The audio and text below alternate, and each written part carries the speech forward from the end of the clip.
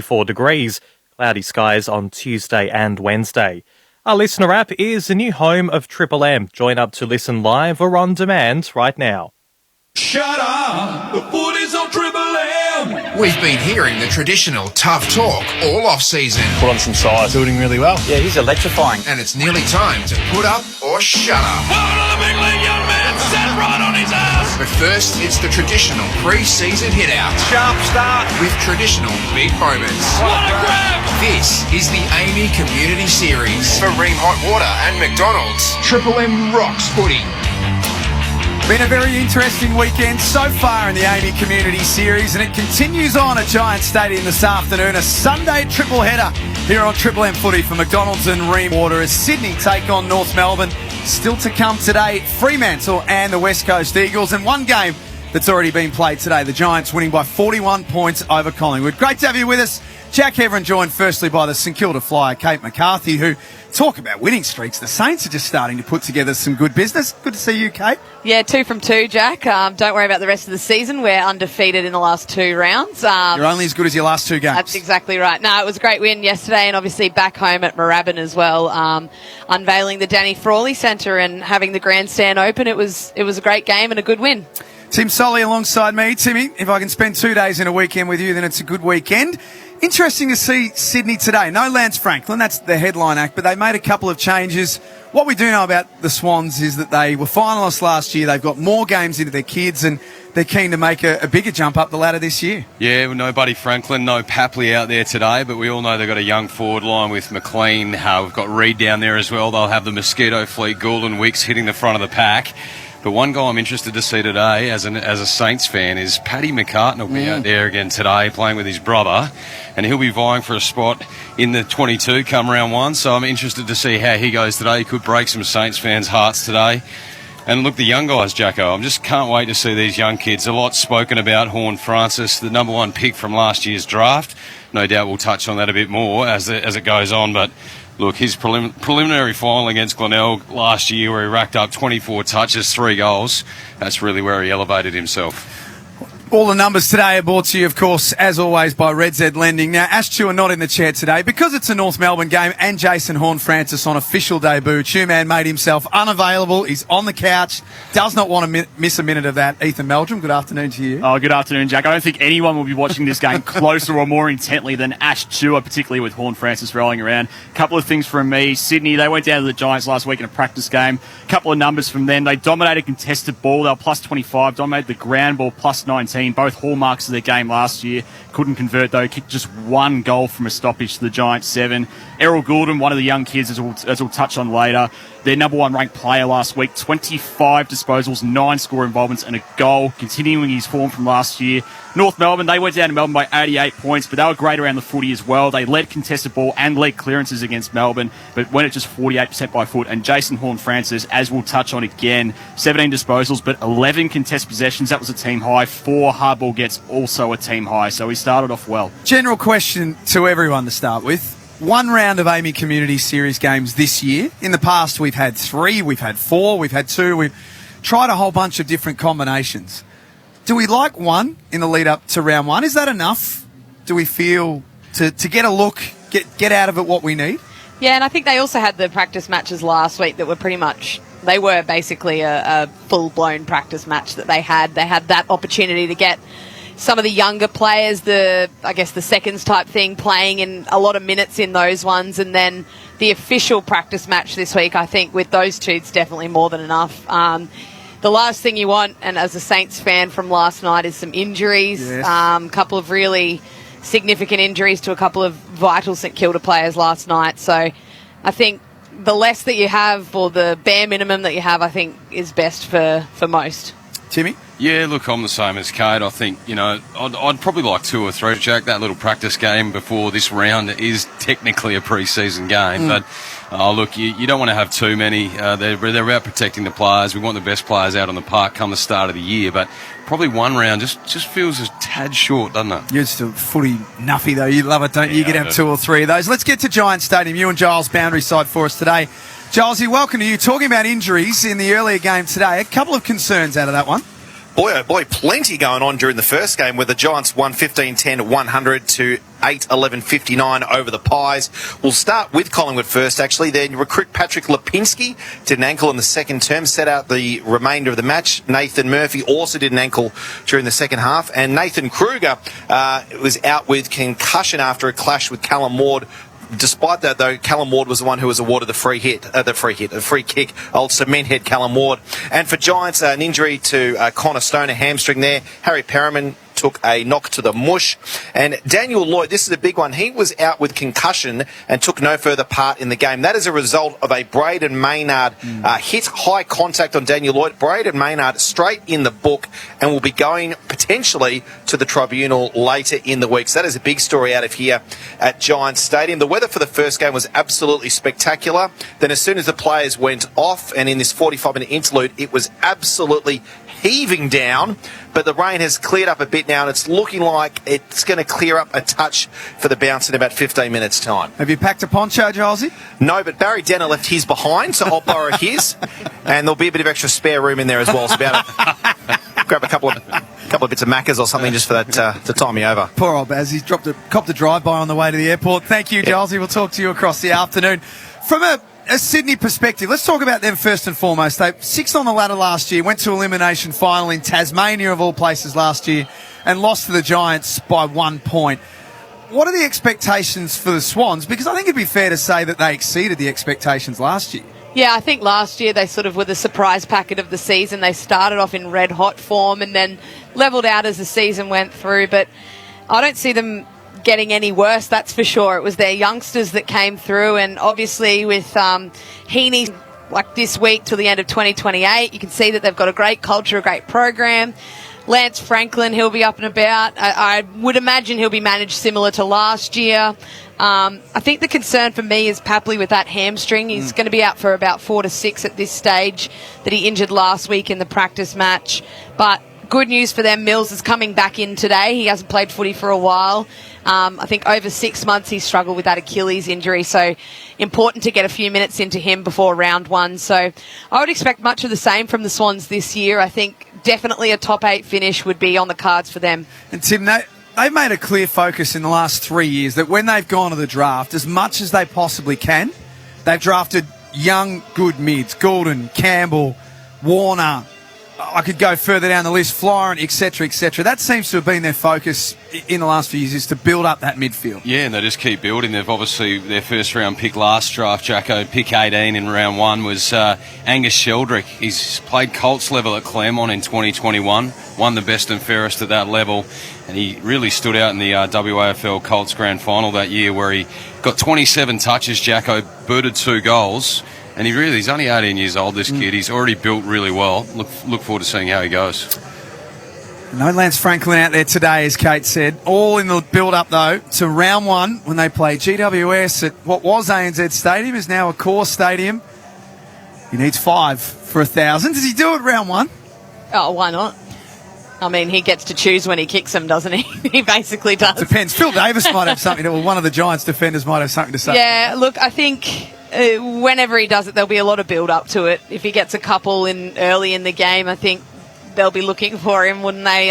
It'd be a great finish to a stunning career for him to get 1,000. It's quite fitting. But, yeah, that'll be a really good match. Obviously, the Sydney Derby straight up round 1, that's a great start to the season for both teams. And it's typically been a bit spicy, that game, and I think round 1 will make it even spicier. Swans making their way out onto the ground now at Giants Stadium. Nick Blakey's an interesting player, Tim. Went to the back half in the second part of last year, and it looked comfortable for him. He finished number 2 for bounces at the Swans. He averaged about 13.5 disposals playing off half-back. Drafted as a midfielder, as a junior was a centre-half forward, but he may have found his spot as that running half-back. Yeah, he's an enigma, isn't he, Jacko? I mean, he got a career-high 20 touches against North Melbourne last year, and look, he's that guy that they can really turn to break open a game. Look, if there's a lull in a game, they feel like they're up against it, they can throw Blakey anywhere, really, and he can really light up a match. So look forward to seeing how he goes today, Jacko. Just on North Melbourne, we saw Robbie Tarrant playing yesterday for the Tigers. That was one that got you a bit tongue-tied throughout the day. We're obviously used to seeing him in the North Melbourne Guernsey. So I'm just going to be interested to see how the back line stands up today. Obviously, Aidan Corr, with only the 2 games last year for North Melbourne, he can kind of fill that void. They've got Joshy Walker back there filling the hole. It's going to be interesting. They'll have Mackay down there throughout the year. How do they stand up and how do they stop those big forwards? Yeah, and I think Luke McDonald, there's a bit of talk during the week. David Noble said that he's most likely to return back to that centre-half back rebounding defensive position. Obviously, we saw him float through the wing last year as there was a bit of vacancy there, so I think he'll set up well. And Josh Goda, keep an eye on him, first-year player, played really well in the practice match last week against Melbourne and is pressing for a round 1 spot. So I think if he has a big afternoon today and shows what he needs to show, he should get a spot round 1. Speaking of recruits in the off-season for North Melbourne, we've all had hard rubbish where you go to the back of your shed or one of the cupboards, clear out all of the rubbish, put it on the lawn. Generally, the council takes it away, but sometimes you get the neighbours that sort of walk past or drive past and think, I wouldn't mind a look at that. That was Hugh Greenwood in the off-season. He was put out on the front lawn by the Gold Coast Suns, and North Melbourne drove past and thought, I'll have that. It's a very savvy piece of recruiting by the Kangaroos. Yeah, it's smart, and I read an article during the week that he's sort of always looked to play at a club that David Noble's been associated with, so they had that tie from, I think, a basketball background, knew each other from that and had a really strong relationship. And he actually went to Adelaide, and Nobes left that year to go to Brisbane, and then they tried to work out for him to join him up in Brisbane. It didn't quite work out, and just so happens that as soon as you said, Jack, the Gold Coast put their hard rubbish out, Nobes got on the phone to Hugh Greenwood and they swooped in and got him. And yeah, I think it's a big pickup for them. He had a good game in the Pracky match last week as well, so yeah, one man's trash is another man's treasure, isn't it? You ever swipe something from hard rubbish, Timmy? Occasionally back in the day, Jacko. Not so much anymore. I'm more refined these days, I'd like to think. Hey, no one's too good for hard rubbish, Timmy. No, well, that's right. There's always a treasure out there, Jacko. But yeah, look, I'm looking forward to seeing Greenwood out here today. Obviously 3 years with the Crows, another 2 years with the Suns. He's 191 centimetres. I was looking at him run out there before. He's actually a very, very big lad. He's got the knee taped up the sabo, so hopefully not too much of a niggle there. But he's a big boy and he loves the contested ball. He's a perfect foil for this young midfield. That's what made it so savvy, is that they're going to continue to play the kids through there, aren't they, as they try and get games into them. They have a big body and someone, Kate, like Hugh Greenwood, who's willing to tackle. He wants to get down and dirty. He's perfect for what they need. Yeah, and he sort of played that role as well up in the Suns, helping out the likes of their young midfield as well. And that's exactly what they recruited him for up there, and that's what North Melbourne will be hoping he brings to their football club as well. Kate McCarthy's got all the Triple M C-Bus Super Special comments covered this afternoon. One game earlier today, as Gilesy mentioned, the Giants beating Collingwood by 41 points. Just take us through some of the major ball winners and goal kickers in that game. Well, the major ball winner for that one, Josh Kelly, 41 disposals for the Giants, dominated through the midfield as well for the Giants. Tim Taranto playing forward mid, 31 disposals, 2 goals. Tom Green, 31. Callum Ward, 30. He's playing down back at the moment, finding plenty of footy there. And Stephen Cornelio looks back to full fitness as well. He had 27. But I think the best story out of that game, Nick Dacos, first official game for Collingwood, 31 disposals, most for them.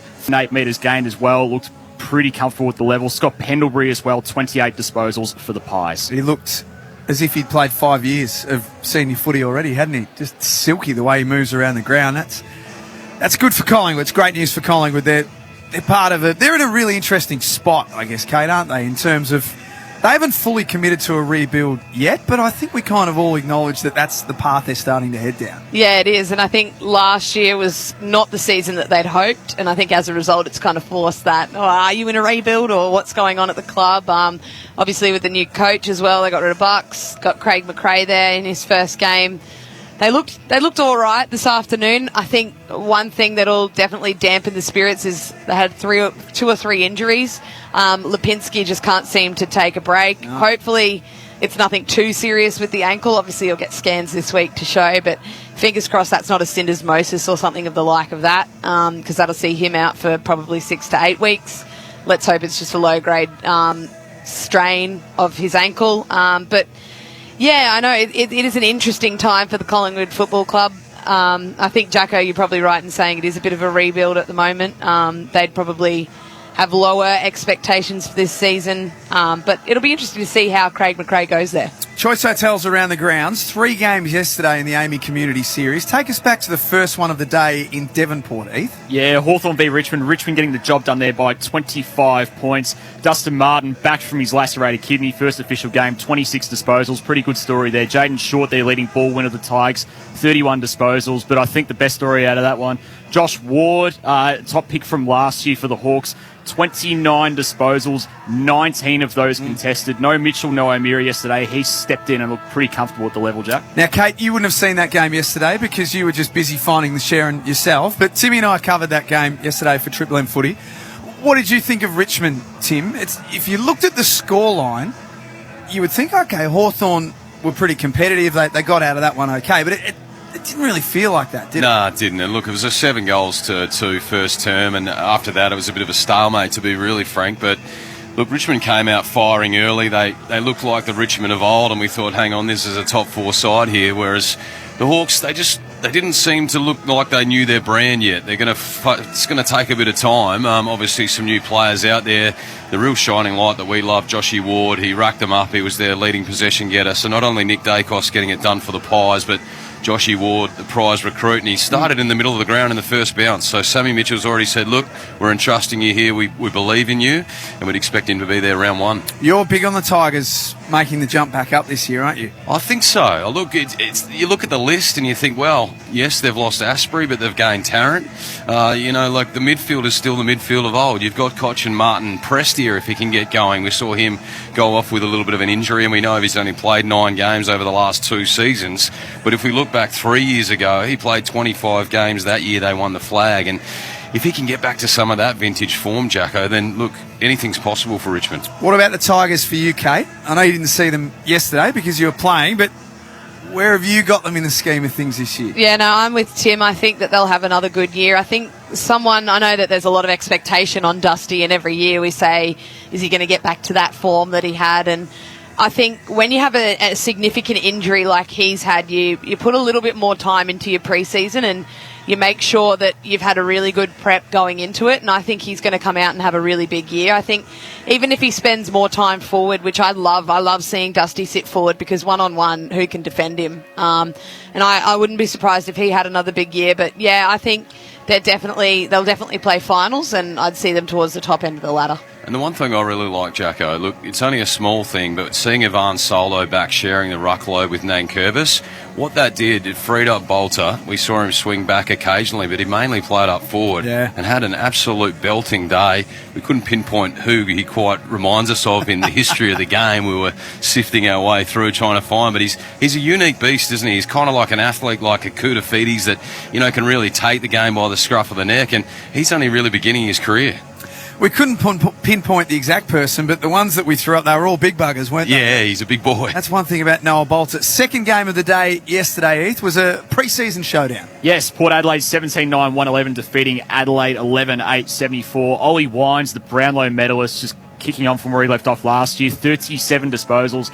Zach Butters back from his ankle troubles as well, 32 disposals and a goal. For the Crows, Matt Crouch back as well, missed last year with a groin, 31 disposals, and Rory Sloane, 28 for them. Start on the negative. For Adelaide, Rory Laird, a hand injury. No word yet from the club. No doubt he'll get a scan today or tomorrow, but that's the last thing. They're at a stage, Adelaide, Kate, where they just need everything to go right. That's the last thing they need. Yeah, and that's everything going wrong for them. We'll wait and see how bad it is. But, yeah, hands are an interesting one because usually they require surgery because the bones are so small and don't get a whole lot of blood supply. So if it is something that requires surgery, that'll be probably another 4 to 6 for him that he'll be out. So it'll be who steps up in that vacancy. But we saw Ben Keys last year. He had a great year for them. Obviously delisted by the Lions a couple of seasons prior to that, and he's been added into their leadership group this year as well, and he had a great year for them last year, so I'd expect him to step up again in that vacancy depending on how long Laird's out for. Players are in their huddles. Let's get back to you and Giles at Giants Stadium. Giles, how's that weather looking now? It's cleared up, Jack. I tell you what, 30 minutes ago it was looking absolutely biblical, but right now the conditions are actually pretty good. Ground is still wet, however, given how much rain there's been in Sydney over the last week or so, it has drained unbelievably well. The ball will still be skidding through, though. And if you win the toss, you'd want to be going to the left of your radio dial. The breeze slightly favouring that big scoreboard end here at Giant Stadium. Just before they break off and we start this game, just quickly, Heath, for last night, Essendon and St Kilda at Marble Stadium. Yeah, Saints by 11 points in that one. Bradley Hill leading ball winner for them, 28 disposals. Rowan Marshall pretty good as well, 24 disposals in the ruck, 18 hitouts as well. Bombers, Darcy Parish, 25 disposals, another big season looming for him. And Jai Caldwell in the midfield mix again, 24 disposals for him. And still to come for the rest of the round on Triple M footy? Still to come tonight, straight after this, Fremantle v West Coast, Gold Coast v Geelong tomorrow night up at Metricon Stadium as well. Just taking a look at Josh Kennedy making his way to the bench. It's all with thanks to McDonald's. Score enough to feed the whole team. The whole Solly clan can chomp down on Macca's 40-piece Chicken McNuggets pack. It's North Melbourne and the Swans at Giant Stadium. Here is the leader of the Solly clan, Tim Solly. Thanks, Jacko. Ball in the air. Hickey down. Tries to sock it off the deck. Thrown out by Sink and Greenwood. Sinks the left slipper in up the half forward. Crashing out hard was Larkey. Taken to the deck without the pill. He'll get a free kick. So Nicky Larkey, 42 goals last season. He'll wind up here, run around the man on the mark. A long bomb out to the left-hand side. He's missed everything out on the full. So probably not the start of the year he wanted, but he's in the action early. So Swans deep in defence. Right back pocket, an awkward looking kick for McInerney. Picked it up on the bounce, dived on top. Stevenson locks it in. And he gets a free kick for his trouble, McInerney. He'll settle things in defence. Have a very close look today at Paddy Mccarthy, Kate, playing as a defender alongside his brother Tom. Yeah, I think it's just great to see him back out there, to be honest. As a Saints fan, him battling those concussions for so long and to try and get his body and his head right to get back out there is just a huge feat. And yeah, I'm really interested to see how he goes. He took a number of intercept marks in the practice match, so hopefully he can do the same floating back in defence. Kate McCarthy with all the Triple M Seabass super special comments this afternoon. Opening minute at Giant Stadium. Polek, left half forward. Needs to start well this season. Kicks to a disciplined area. Greasy ball slips out the back. Dylan Stevens there for Sydney. Kicks out into space and a foot race between Wicks and Bailey Scott. There's Heaney, who threw it out. He had it in his hand. He just forgot to use the other hand with a clenched fist. It'll be a North Melbourne free kick at half forward. Like that matchup there, we've got Zeeble and Heaney. Zeeble taking, obviously, the experienced Heaney there, so that'll be an interesting matchup to keep an eye on. Zeeble fires into the pocket, looking for Stevenson, but it was too wide and out of bounds. Also very interested that Jaden Stevenson hasn't gone the longie today. That would disappoint you. In these conditions, it's made for a long sleeve, so that's definitely a mark against his name early. It's a ball in. Jerry to the front spot, taps down Marnie Rosewell, handball out. Here's Greenwood, getting it at the coalface early. Now Marnie sliding through, shovels it out. Beautiful pick up there, McCartan. That's Paddy, not Tom. On the ground early. Here is Tommy. He's drops the mark, butters up. Handball over the top. Polek claimed in the tackle. The arm was pinned. Ball loose. Simpkin tries to dive through the Parker tackle, and Greenwood again. He's stamping himself on this game early, Kate. Good signs here early for North Melbourne, just getting the ball in their forward half and locking it in there, keeping it in, getting a lot of pressure on. And yeah, Hugh Greenwood's been very busy early. No score so far. A couple of minutes played. Florent kicks it out of the pack. And half forward for North Melbourne. McDonald picks it up. High right football. Stevenson runs underneath it. Greenwood weighted down. Sold the dummy. 40 metres out. Kicks the goal. Great start for the Kangaroos and great start to Hugh Greenwood with his life as a Kangaroo. North 1 straight 6. Swans yet to score. Yeah, well, I don't think Sydney have had the ball in their half since the start of the match. They won the first clearance, North Melbourne, and since then Sydney have really struggled to get it out of their defensive 50. Wet conditions, so the little chip kicks are hard to come by at the moment, but North Melbourne's pressure, their small forwards getting in, keeping the ball in their forward half, and Hugh Greenwood, lovely finish, sold a bit of candy, stepped around the man, and put it on the left foot and straight through. Yeah, Red Z Lending stats. Hugh Greenwood already the 4 disposals, 2 clearances and a goal. 63% of this game played in North Melbourne's forward 50 so far. Dulcet tones of Ethan Meldrum on the Red Z Lending stats in 2022. Some fine work by him over the summer in the Ashes. So I reckon Tubby Taylor might have his number on speed dial, because he was very impressive. As we're back in the middle for McDonald's and Ream Hot Water, Triple M Rocks footy. Tap down Hickey. Ground level Florent. Got the handball up for Parker. Snaps around the body to half forward, but dropping back in the hole. Good defensive mark, McDonald. Swings onto the left. It's a long driving ball, about 60 metres to half forward. Tommy Mccarthy drops it. His brother Paddy arrives with the tackle. And now at ground level, a firing shot at goal on the left was Horn Francis. It's trickling, but just out to the right-hand side. Minor score. North Melbourne 117, leading Sydney yet to score. That's all on the Triple M scoreboard. 4.5 gone first term. Gosh, having a look at Horn Francis there, not many draftees look like him, do they? He is built, he's huge. Sort of liken him to whose brother is actually playing today, Charlie Rowbottom for the Gold Coast in the AFL women's competition. Had heard a lot about how big and built she was, but seeing her in real life, gosh, she's ready to go. That's exactly what Horn Francis is as well. There's a reason that he's played SANFL senior footy since he's 16, Jason Horn Francis, because he can. He's big enough to do it. Number 1 draft pick from last year. I think North Melbourne fans accept that it's going to be a pretty tough year, but this is something that they can hang their hat on and watch him all season long. Hopefully for a long time to come.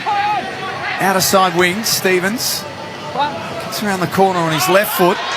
Ball bounced to their advantage at half forward. Then Reid was missed with a kick coming in. He's still working. Wicks taken to ground. And out of bounds for a throw in, left forward pocket. Wearing the number 15 this year, Sammy Wicks, Jacko. Do like the small forwards like Milne wearing the big numbers, but he's opted for the little number this year, Wicksy. As we're deep in attack here for the Swans. Jerry at the front, taps down, bustling his way through Young. It's been a whistle. It's going to go the way of the Roos. Free kick to Davies Uniacke. Number 4 draft pick from a couple of years ago. Has it in the right back pocket. Gets called to move it on now. Little 3-quarter kick. It's low and it's flat. It's beautiful. Onto the chest of Jerry on the outer wing. Played some good footy last year. Played 8 in a row. And started to really cement his spot. Him and Goldstein had worked out how to play together, but a kick from Bailey Scott, not great. Out of bounds on the full. Sydney get the ball back. North Melbourne 117. Swans yet to score on the Triple M scoreboard. No mark paid to Stevens. So he plays on. Kicks to the top of 50. Fist at the back comes from Walker. Davies Uniacke mops up. He's got Larkey in the corridor.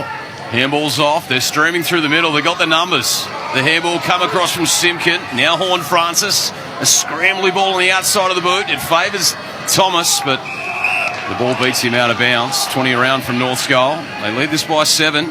And we've only travelled 7 minutes in this first term. Triple M scoreboard. Nice link up from half back there from North Melbourne. Just a few little handballs.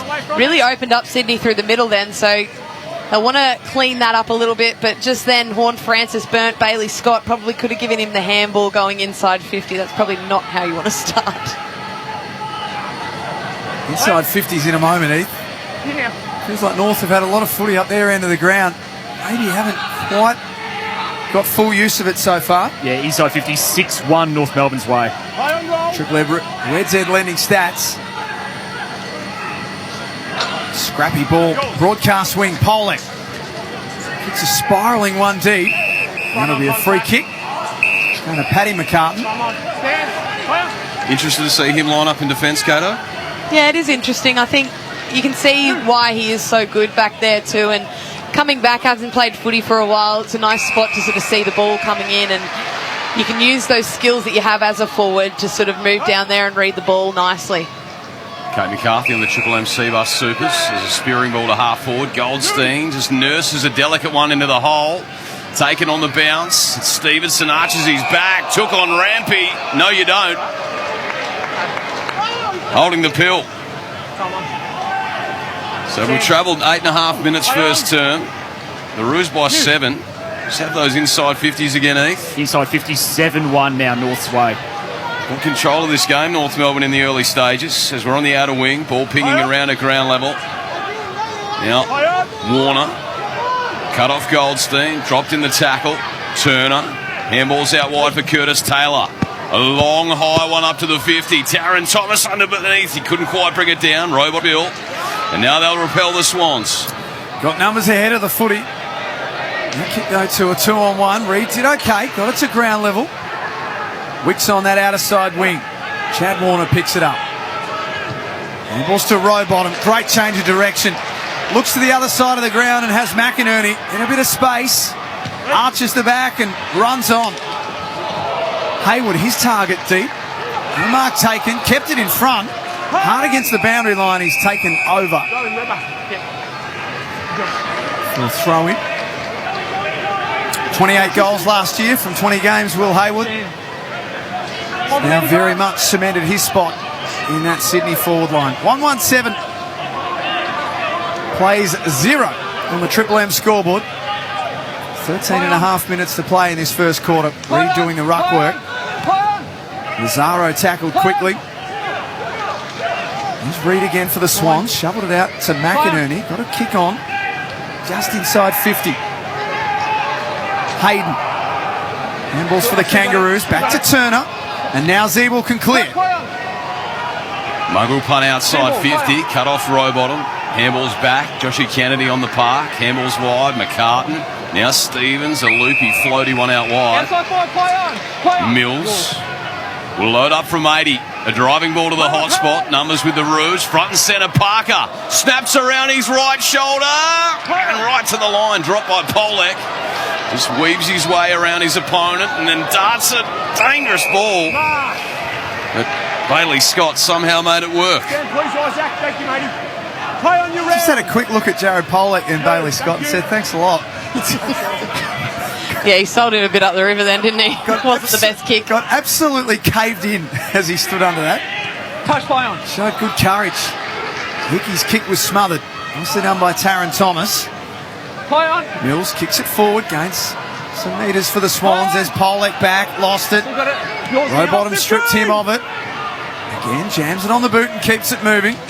Now Zeeble in the back pocket for North Melbourne. Polek off to Scott. And Taron Thomas playing in front, marks at half back. Just not really playing to the conditions as well as Sydney at the moment, North Melbourne. I know they've had a lot of possession and a lot of ball use, but just trying to overuse the footy a little bit. And in these wet conditions, I know it's not currently raining, but it's been raining most of the day, so the ball will get a lot of moisture to it. Short kicks aren't necessarily on, whereas the Swans, on the other hand, just jamming it long, getting it deep inside 50 as much as they can. Wicks to Heaney, in deep in attack for the Swans, but Greenwood clearing kicks, going to work out. Thomas on the burst, but he's turned it over. Just too much time to think about it. And puts it into the hands of Hickey, who finds a kick wide on the 45. McInerney back inboard on the 45.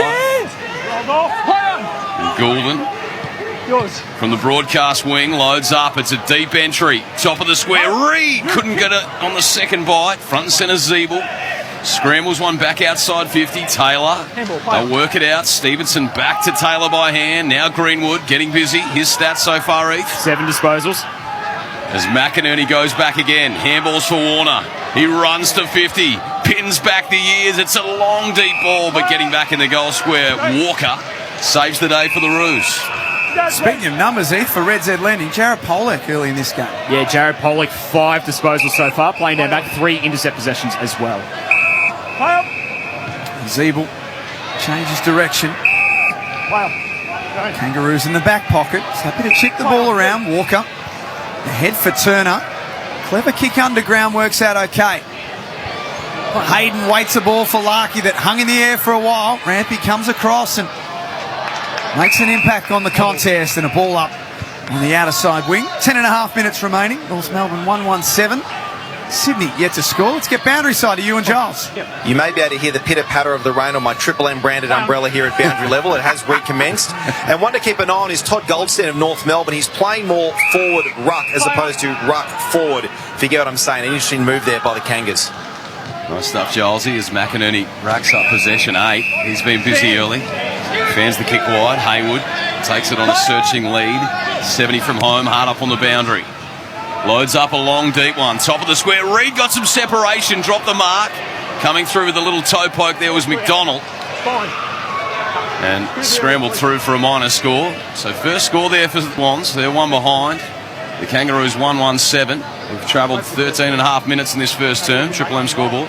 Yeah, Reid looking really good. And Sydney now have had the last 8 inside 50, so they're getting a lot of that field position back that they didn't quite have in the first part of this quarter. But Reid has probably had the chance to take 2 marks on a dry day. Probably would have plucked those. So good signs for Sydney without Lance Franklin in the forward line. Stevenson kicks it off the ground to a vacant 50. Foot race on. Larky and McCarthy. Pushing the back. Larky gave away the free kick. And Paddy McCarthy Time. showed a good turn of foot. He was behind Larky to start with. Play on. Play on. Mine. Blakey told the player in the back pocket as McInerney SI 5. kicked the footy at 79% last year off half back. Move it on. Another one of these young Swans that are starting to look comfortable under John Longmire. Play on. Drives to the wing. Hickey had it punched away from him. Curtis Taylor, hands were quick. And it chopped off. There's McInerney again. And it's taken out of bounds. Broadcast side. Tick under 9 minutes, or 8 minutes I should say, left in this opening quarter. North Melbourne 1-1-7. Sydney one behind on a greasy Sunday afternoon at Giants Stadium. And look, if you think about things that are steady, hot and strong, the first thing that comes to mind probably is Jack Heverin. He's got a steady head. He's a hot man. The ladies love him. And if you were looking at what I'm looking at, the biceps, they're very, very strong. Not one thing you said was factual there, Tim, but I appreciate it. But the other thing that comes to mind, Jack, is Ream hot water. Steady, hot and strong. Make sure you install a Ream. That is factual. That is very factual. Do yourself a favour, install a Ream as it's cut off here at half forward. Kennedy, low and flat from 60, but out to the right and out of bounds. So their first real good look on the turnover, the Swans. Some of the stats catching your eye on the Reds' head, Zeeth. Yeah, real slippery so far. Pressure way up from both teams. AFL average pressure factor is 179. Sydney going at 227. North Melbourne 221 so far. Goldie and Reid tap to the front. McDonald laid the tackle, and then Curtis Taylor soccers off the deck. Campbell had it smothered off the boot, goes back and finds it, backtracking, and then pokes a little ball. It's beautifully delivered. Florent. Wheel onto the right boot. It's a bit of a high up and under. Inside 50. Reid from 3 deep. Front and centre Turner. Taken down by Wicks. The ball locked in. Umpire hovering. Heaney tries to extract it. Crashing in Tommy Powell. And eventually the umpire comes in to separate them. 30 out from the Swans goal. We've travelled 16 and a half first term. North Melbourne by 6 points. Contested possession in a moment, Ethan, if you can. Reds Head Landings. Bailey Scott hacks out of defence. That's okay to centre half back. Larky has it. Yeah, contested possessions flip right around. Sydney now plus 11 in that stat, 35-24. Play on. They started to adjust now, Kate, the Swans. Yeah, definitely. And I think, talking about the pressure, Eth, I think just the way that North Melbourne are using the footy is kind of inviting the pressure from the Swans. They've multiple little handballs around and aren't just getting the ball forward. They've got representation down the line. Gilesy said they've got the big ruck playing more centre half forward than ruck. So with the 2 rucks on the ground, you can afford to get it long to Goldstein. He's got to create a contest. Just get it on the boot, get some territory back. Rampy inside defensive 50 for the Swans. That's on 5. Haven't kicked a goal so far. And Paddy McCarthy, next link in the chain at left half back.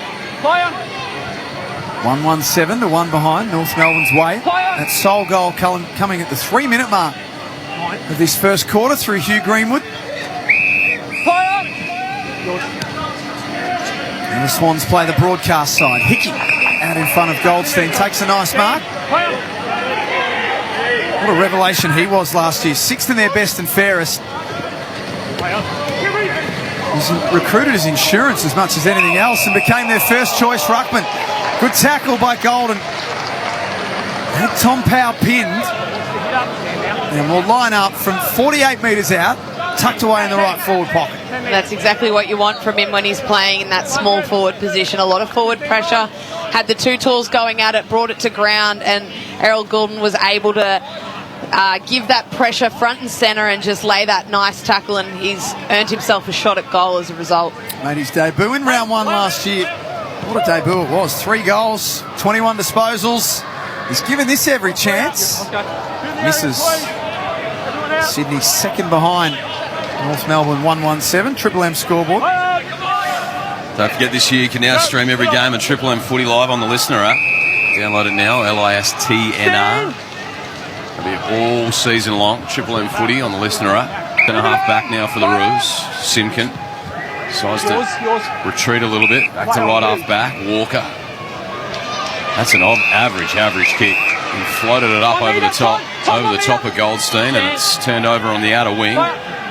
Mills retreats back to Lloyd. Right on the NAB logo on that outer side as he comes back to centre half back. Josh Kennedy playing behind the ball. Spears one low and flat. Now Paddy McCarthy, a long driving 60-metre ball to the 50. And the score came through for McDonald. Great to see McDonald out there. We all know he tore the pectoral muscle last year, the season before they're club champions, so he provides a lot in defence. Yeah, and Sydney generating a number of forward half turnovers in this second half of the first quarter. They were number 1 in that stat in 2020, so generating scores from the forward half intercept. So that's a big part of their game that they'll be enjoying, getting back on their terms. Yeah, Reds had leading stats last 10 minutes, 8-1 forward half intercepts Sydney's way. Ethan Meldrum with all of the numbers this afternoon. Before him, Kate McCarthy on Triple M Footy. Tim Solly and Jack Everin with you and Giles boundary side. Still to come today, West Coast and Fremantle. It's Florent. Goes all the way back into defence. Rampy dropped the mark. He's made hard work of this. Tom McCarthy riding shotgun. He was tackled by Goldstein. 50 metres out from the Kangaroos' goal. The Swans will eventually make sense of this. I think they will. Tom McCarthy kicks with a little one to Blakey. Put a fair bit into the salad in the off-season, Nicky Blakey. Like everyone. Putting the challenge down. Fair flying mullet out there on this broadcast wing as he chisels short for Campbell. Campbell a bit indecisive, instead goes out wide by hand to Lloyd, who gets it on to Florent. A right foot ball up inside 50. The big climb over the top, McDonald. It never looked like his, and he just clunked it in the wet with the big jukes. And he'll go back for a set shot from 45 on a 45-degree angle. Yeah, he came from about 4 deep there and flew really late, took out the pack. That was a really good mark from him. As you said, good to see him back out there playing a bit of footy, and wow, what a mark from him. Charlesy reckons it's pretty wet down there, but Logan McDonald, he clunked that one like it was dry conditions. As he's on the runway here. He'll strike it from just inside the 50. He's hit that beautifully. Straight as an arrow. Sydney get there first. They're 1-2-8. Kangaroos 1-1-7. That's all on the Triple M scoreboard. 22 gone first term. Nice build-up from Sydney. They're just really starting to control the tempo of this game. Starting to switch the angles and just get it inside 50 at will at the moment. And that was a beautiful grab from Logan McDonald. Didn't really get a whole lot of body on him, which is why he had such a clean jump at the footy. So North Melbourne will review that. Just trying to get a bit of body on your key forwards is really important to not allow them to have that clean jump at the ball. But geez, wet or dry conditions, that's an impressive mark from Logan McDonald. Pick 4 in last year's draft, in the 2020 draft. This kid is a serious talent. I was just about to say, North Melbourne might be sweating on that because they chose Phillips in the pick before him, and could come back to haunt them with it. He's got some real key forward ability, Logan McDonald. For McDonald's and Ream Hotwater, Triple M Rocks footy. The 3-time best and fairest winner Parker clears it out of the middle of Giant Stadium. Here is Logan McDonald, turns the corner from 50, kicks long. And across the face, out of bounds for a throw-in. He was drafted, Kate, with the post-Franklin era in mind for Sydney. What does it look like when Buddy retires? without getting too carried away, Logan McDonald showed some good signs. Yeah, he does. He looks very athletic as well for a tall, and he'll just put on more and more size as he goes. But, yeah, post-Franklin era, he looks a lot like a young buddy, doesn't he? He's that skinny frame about him, but really athletic. Florent from outside 50. Kicks in the direction of McDonald. Hayden McLean in the pack. Takes a really good grab. Another good grab on a wet day. 15 out directly in front. Well, he stayed down and the ball kind of fell in his lap. Everyone jumped all around the footy, but kept his eye on it and just took it on the chest in the end as we watch the replay here. Came in long and, yeah, his opponent worked off his opponent well, and Josh Walker came over with the fist and just basically missed it in the end. But, yeah, good grab to hang on to it. 12 games, 11 goals last year. From directly in front, gives them 2 in 2 minutes. As Kate McCarthy said on the Triple M Seabus Super Special comments, the Swans starting to get this game on their terms. They're 2-2-14. North Melbourne 1-1-7, 24 and a half minutes gone. Heath, what are the clearance numbers for the game so far? Clearance numbers are actually pretty even, 4 apiece, but the rest of the contested ball, last 15 minutes in particular, all Sydney. Contested ball 28-10. Ground ball gets 21-9, and hard ball gets 7-0 Sydney's way. Yeah, they're just really starting to outwork the Kangaroos at this point, and just their ball use a lot better going forward. Kangaroos had a number of inside 50s early, but they were all very shallow entries. They weren't getting it deep inside 50, which has now sort of come back to haunt them. They should have put a bit more scoreboard pressure on, and now they find them down 7 points late in this quarter. AFLW superstar Kate McCarthy on the Triple M Seabus Supers. There's been a whistle off the play in the ruck contest for McDonald's and Ream Hot Water. Triple M Rocks footy. Simkin pokes a little kick, but it's going to be called back. So a bit of confusion. It's not going to be Simkin to take the kick. It's going to come back to the middle of the ground. Davies Uniacke with ball in hand. Gets called to move it on now. Loads up on the right. Puts a high long one inside 50. Front spot Tom McCartan. Brought it to ground. Hickey doing the roving. And then he's tackled by the littlest man on the ground, Marnie. He gives away the free kick. So Hickey will have it here. Open defence for the Swans.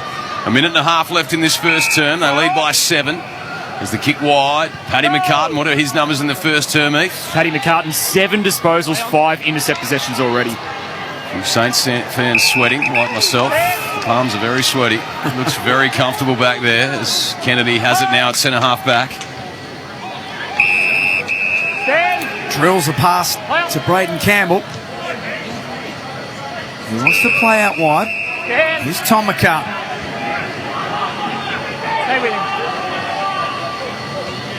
Happy to hold it up and wait for the right option ahead. Jake Boyd. 27 disposals was his average last year, career high. Just when you think you can't rack up more of the footy, finds a way to do it. Kicks to the top of 50. Hayden. Quick hands to Simkin. Kicks around the corner. Larkey with a 1-on-3 at ground level and did his own work. Had Marnie alongside him, and then Thomas. 25 seconds left. Handball off to Davies Uniacke at centre-half forward. Thomas still working hard. Couldn't get a kick away. Great tackle, Rowbottom. Pins him holding the ball.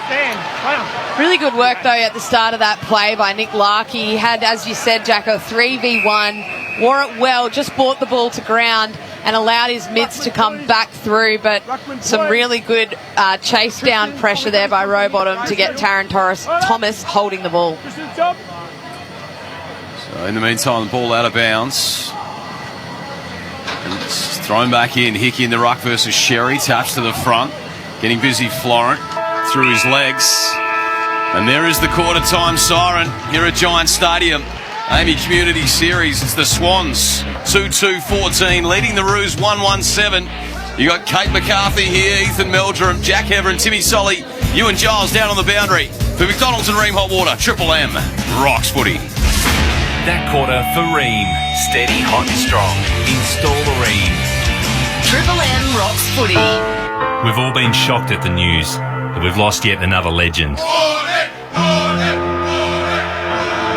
Warnie is one of the few people in any sport who gets to change the game. Tomorrow at 6, right after the rush hour, we remember the great man and revisit his interview with Mark Howard on the Howie Games podcast. The gutting ball definitely changed my life. You know, first ball, it was the perfect leg break, got voted the ball of the century. To do it first ball in the Ashes series, I think it was just meant to be. Varley, Shane, Keith Warne. Exclusive to Paramount Plus. The Yellowstone Origin Story. 1883. Starring Sam Elliott, Tim McGraw and Faith Hill. 1883. All episodes now streaming on Paramount Plus. It's Value the Australian Coles with great fresh specials this week. Like delicious creamy Hass avocados, 100% Aussie and just $1.50 each. This week at Coles. Offer ends Thursday. Harmac Homes are offering up to $40,000 of added value at no extra cost. See our latest display at Urania Estate Beverage. CDVU 58040. The NBN network is made for more. Streaming, game downloads, smart farming, online business, virtual learning and more. Search NBN Made for More. Experience may vary depending on factors such as NBN technology, internet provider, plan and equipment. People think anxiety is a sign of personal weakness. Anxiety is something you can just snap out of. Anxiety isn't a real medical illness. If you think these statements are true, think again. Over 85% of Australians believe that anxiety is not a sign of personal weakness, is not something you can just snap out of, and is a real medical condition. What you're thinking isn't what they're thinking. Know when anxiety's talking. Learn more at beyondblue.org.au. It's another day at school, but it's the last place a young girl like Jess wants to be. Why? Because it's a constant reminder she lives in poverty. Her uniform doesn't fit, her shoes are falling apart, and her backpack is a plastic bag. Right now, there are 1 in 6 Australian children living in poverty who need our support. You can help by becoming a sponsor through the Smith family. Please sponsor an Australian child today. Search the Smith family. Jess stands out at school for all the wrong reasons. She's the one standing alone in the uniform that doesn't fit, with shoes that are falling apart. She's the girl carrying her books in an old plastic bag. Jess just wants to fit in at school, but it's hard when her family's living in poverty. You can help children like Jess get the school essentials and learning support they need by becoming a sponsor through the Smith family. Please, sponsor an Australian child today. Search the Smith family. 86% of people don't see anxiety as a personal weakness. Sorry, mate, that's bad. No, you're fine. 86% of people don't see anxiety as a personal... just give me a sec. He's hearing my voice tremble. Take your time. People don't see anxiety... This is terrible. What you're thinking... They'll never work with me again. Isn't what they're thinking. Know when anxiety's talking. Visit Beyond Blue to start a life beyond anxiety. Triple M rocks footy. This quarter for McDonald's. Score enough to feed the whole team with Macca's 40-piece chicken McNuggets pack. Quarter time at Giant Stadium. The Swans lead at 2-2-14 to North Melbourne 1-1-7. Sydney's goal kickers Hayden McLean and Logan McDonald. Hugh Greenwood, the goal kicker for the Kangaroos. Kate McCarthy on all the Triple M C-Bus Super Special comments this afternoon.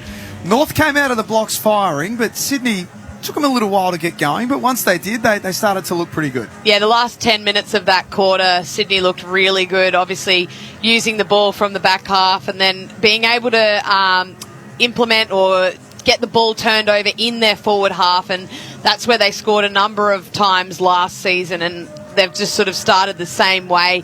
They were a little bit slow, and North Melbourne didn't quite get all the reward for their effort in the first part of their that quarter, but as soon as the Swans had the game on their terms, they were able to put the scoreboard pressure on. Let's get boundary side to you and Giles. Thanks for that, Jack. Conditions improving here at Giant Stadium. The brolly is down. I can repeat, the brolly is down. The breeze, if anything, is favouring the radio dial, which is the way the Swans are kicking in this second term. And great to see Paddy McCartan out there as well for the Sydney Swans. You may notice some strapping on his left bicep. It's not actually for an injury. It's to protect his diabetes monitor that he wears semi-permanently in his arm. So that's got strapping around it so he can wear that monitor whilst he's out on the field. Very observant by you and Giles. Well done. Absolutely spot on. Paddy McCartan playing with type 1 diabetes. Some of the major ball winners please, in this opening quarter, please, Heath, with thanks to Red Z Lending. Yeah, Justin McInerney leading the way, 11 disposals, Lloyd 8, Paddy McCarthy, number 1 ranked player on the ground. What a good story that is. 8 disposals, 4 intercept possessions. Well spread for the Roos. Curtis Taylor 7, Zeeble 7, Greenwood 7 and a goal, Davies-Uniacke 7. Some of the good numbers for Sydney, 14 of the last 16 inside 50s in that time. Post-clearance contested ball, one of the AFL coaches put a lot of stock in, 27-9 Sydney's way. Choice hotels around the grounds from earlier today. Earlier today, it was the Giants at this very venue defeating the Pies by 41 points. Nick Dacos, though, 31 disposals in his first game. Oh, that's going to get Collingwood supporters very, very excited. And later on today, one more game on Triple M footy. Yeah, straight after this, Western Derby, Fremantle v West Coast we're going to. So back in the middle for McDonald's and Ream Hot Water, Triple M Rocks footy. Second quarter underway, ball comes down, Horn Francis in the back of Mills and then thrown out by Young. Umpire lets it roll though. Young goes back and handballs to Thomas. Stands up in the tackle, handball wide, nearly cut off. Making hard work of it here, the Roos. And then there's a free kick. It's going to come out to Horn Francis. Just the 2 touches in the first term for that man. As he spears one on the 45 to Simpkin on the outer wing. Wilson goes now, Jai. Long right foot ball inside 50. Larky flies, brings it to the front. Lloyd there, frees the arms, gets it to Larky. Little look away millionaire handball from Larky towards Parker. Ground level Horn Francis. Knocks it out towards Marnie. Snaps it over his left shoulder, top of the square. Tommy McCartan drops the mark and just paddles it boundary side, getting there to help out Stevens. Feeds it back to McInerney for possession number 12. This Callum Mills, Kate spoke about him pre-game, has had a disrupted pre-season because of an Achilles issue. Didn't play in their unofficial practice game last week against the Giants. Kicks up to the wing. Heaney receives. Had McInerney driving by, missed him by hand. Now Heaney has to try and butter up again. Parker tapped it back. Then he had to go and get it himself and found a way through traffic. He's just got this amazing ability, Luke Parker, to take a bump, keep playing, and put his team in a better position. Such a big body too. He has the composure as soon as he's sort of taken or gets a bump. He knows to ride the bump out and then try and get a clean handball or disposal away, and he's just so good at it. Heaney from half forward. Play on. Kicks deep. McLean stayed down. Handball's back. Now Wicks. 45 metres out from goal. Gave it to Parker. Kicks from a standing start. Through for another behind. The Swans have started this quarter well. They're 2-3-15. North Melbourne 1-1-7. Triple M scoreboard. Just joined us. Paddy McCartan playing in defence today for the Swans. Already up to 8 disposals. Wearing the number 39, like Hugh Grundy used to. He caused nightmares for a lot of forwards over the years. As we're in the middle of the ground now, Thomas knocked out Wicks. They'll arrive first, picks up, tackle from Young, got the handball out in time. And now they work it out. The Lizard. Left foot ball to the top of the square. Has to be 2 here, McLean. Heaney front and centre. Couldn't quite grab the handle. McLean off the deck. Hits the post. He was about 2 metres out and it slewed off the side of the boot and he's got one behind. I reckon you've been kind to him there, Tim, saying he was 2 metres out. I reckon he was about 30 centimetres away from the post then and he's just smashed it straight into it. Jeez, could have kicked that anyway. Swans 2-4, 16, North Melbourne 1-1-7, Triple M scoreboard. He kicked it that hard. He's lucky the footy didn't come back and hit him in the head when it bounced off the post. Hey, Tom.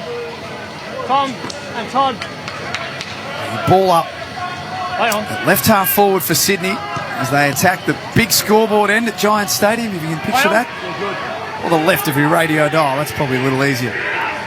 Stevens. Handball over the top for Parker and has time to go and pick it up right near the interchange bench. Oh, that is holding the ball. Friday, no tackle. No tackle, said the umpire. Oh. Okay. Instead, we have a throw in. Let's see this on the Harvey Norman replay, Kate. Well, is that a tackle? Yeah, well, he had 2 hands around his body, and I think that's the definition of a tackle, isn't it? Lucky he didn't complain, though. Would have been a 50, so well done, Davies-Uniacke. Just bit his tongue and had a laugh about it. Here's Parker again.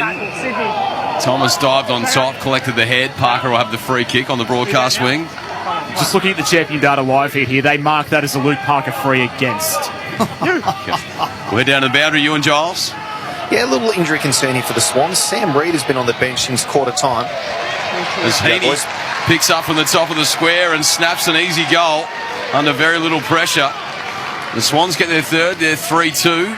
20. Kangaroos 1-1-7. Triple M scoreboard. Back to you, Gilesy. Sorry, Tim. Sam Reid from Swans was just getting his right foot assessed, had the boot and the sock off, testing the lateral movement in his right foot. He's had it checked out by the medicos, boot and sock back on, and should be back on the ground shortly. As we just have a look at this replay of the goal, and Heaney just lost Zeeble. Zeeble lost Heaney, really. Was in two minds as to whether to help out at the contest and didn't really decide either way, Zeeble, and just let Heaney run out the back of the ball, carried over the pack, and pretty easy crumbing goal out the back for him. What should he do in that situation, Kate? Does he have to get to the contest and try and impact it? Yeah, well, he's either got to fly and try and impact with a spoil over the top, or he's just got to stay goal side of his opponent and try and win the ball on the ground as it carries out the back of the contest. For McDonald's and Ream Hot Water, Triple M Rocks footy. It's a 15-point lead to the Swans in slippery conditions at Giants Stadium. Logan McDonald gathers from centre half forward, and that time Zeeble impacts the contest, takes a mark and plays on quickly. Uses Goldstein just outside defensive 50. Mark slips through the fingers of Bailey Scott. McDonald sweeps a handball for McInerney. Can assess. Went with the shortest option, which was the best in the end. And finds Hayward 51 metres out.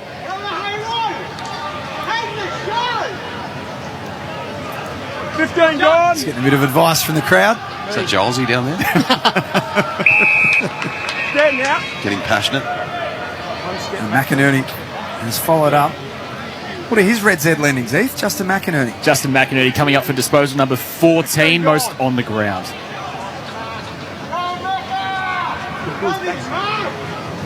Charles is still going.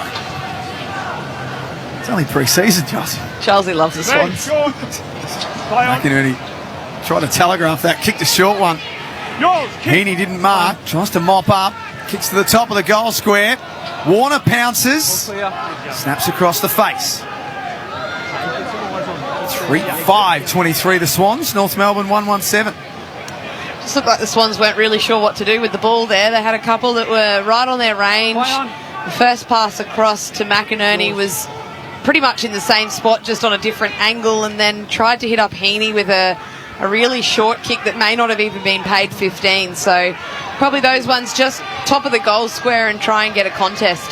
Taron Thomas just loaded up the barrel. 70 metres, but it's all Swans back there to mop up. Blakey to Kennedy. Now spears it to Mills. Just walks around the man on the mark and then nurses one delicately to Rowbottom.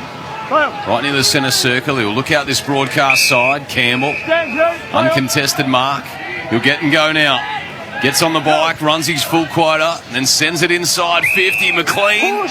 He's used his body illegally though. And Zeeble will get the free kick on the last line of defence.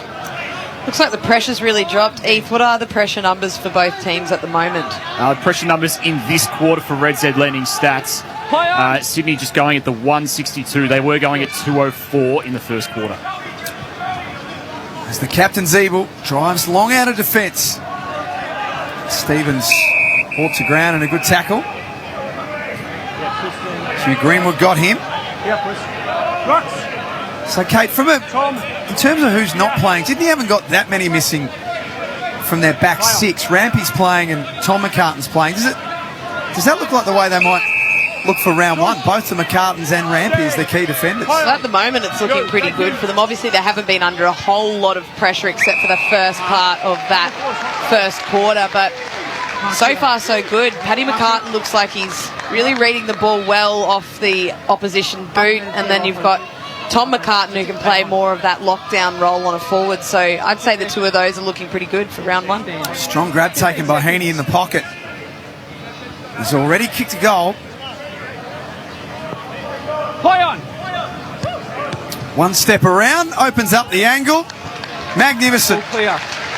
Two in the quarter for Isaac Heaney. Sydney starting to really open this one up now. In the context of the conditions, it's a good lead. 4-5-29 to North Melbourne 1-1-7. 9 minutes played. Triple M scoreboard. It's just a lovely kick. Logan McDonald just threaded the needle, put it right out to Isaac Heaney's advantage, who took a very good contested mark above the head. Looks like it's probably dried out a little bit at the moment. There's a bit of sun shining at the stadium, and that was a very classy finish as well from Heaney in the pocket. Yeah, Reds Head Landing stats. Isaac Heaney, just the one disposal in the first quarter. He's now the number one ranked player on the ground. 6 disposals and 2 goals already in this term. 4 score involvements as well. 36 goals last year for Isaac Heaney. 5 goals against Freo and 4 in that elimination final, which they lost by a point. So he's certainly got goal sense. As we're back in the middle for McDonald's and Ream Hot Water. Horn Francis with a clearing kick out of the middle. Big fist came though from Blakey. Ground level McInerney getting busy on his knees. Handball cut off. Campbell did well. Got it to Blakey and then slapped out cleverly by Parker. And they're out here, the Swans, down the outer wing. Mopped up though Scott. Handball's in for Stevens. Handball for Thomas. They share it around. And now the kick up inside 50's wide. Bounces out of bounds, right where the 50-metre arc meets the boundary. Left half forward here for North Melbourne. They trail this by 22, Triple M scoreboard. Some much-needed territory for North Melbourne. We saw them do it early in the first quarter. They got an inside 50 and were able to keep the ball in there until they scored a goal. Let's see how they go here. They've got a throw-in right at the top of 50, so lots of pressure around this one to keep it in. Hey, Triple M Reds Head Landing, North Melbourne's last score. North Melbourne's last score for Reds Head Landing stats was the 7-minute mark of the first quarter. Well, they'll get a rush behind here. It's Mccarthy. Alligator rolls that one over for a point. Slim pickings for the Kangaroos. Once they kick the first goal of the game. Sydney have kicked the next 4. Here's Jake Lloyd. He's going to bring the footy back in. Gets called to move it on now, Lloyd. Decides the handball out to the pocket. Didn't see that often. Now they're outside 50, the Swans. Through the hands of Paddy McCartan and out of bounds, out of sight. 10 seconds. Tristan, Tom, hold that meter. What's catching your eye at the moment, Kate McCarthy, on the Triple M C-Bus Supers?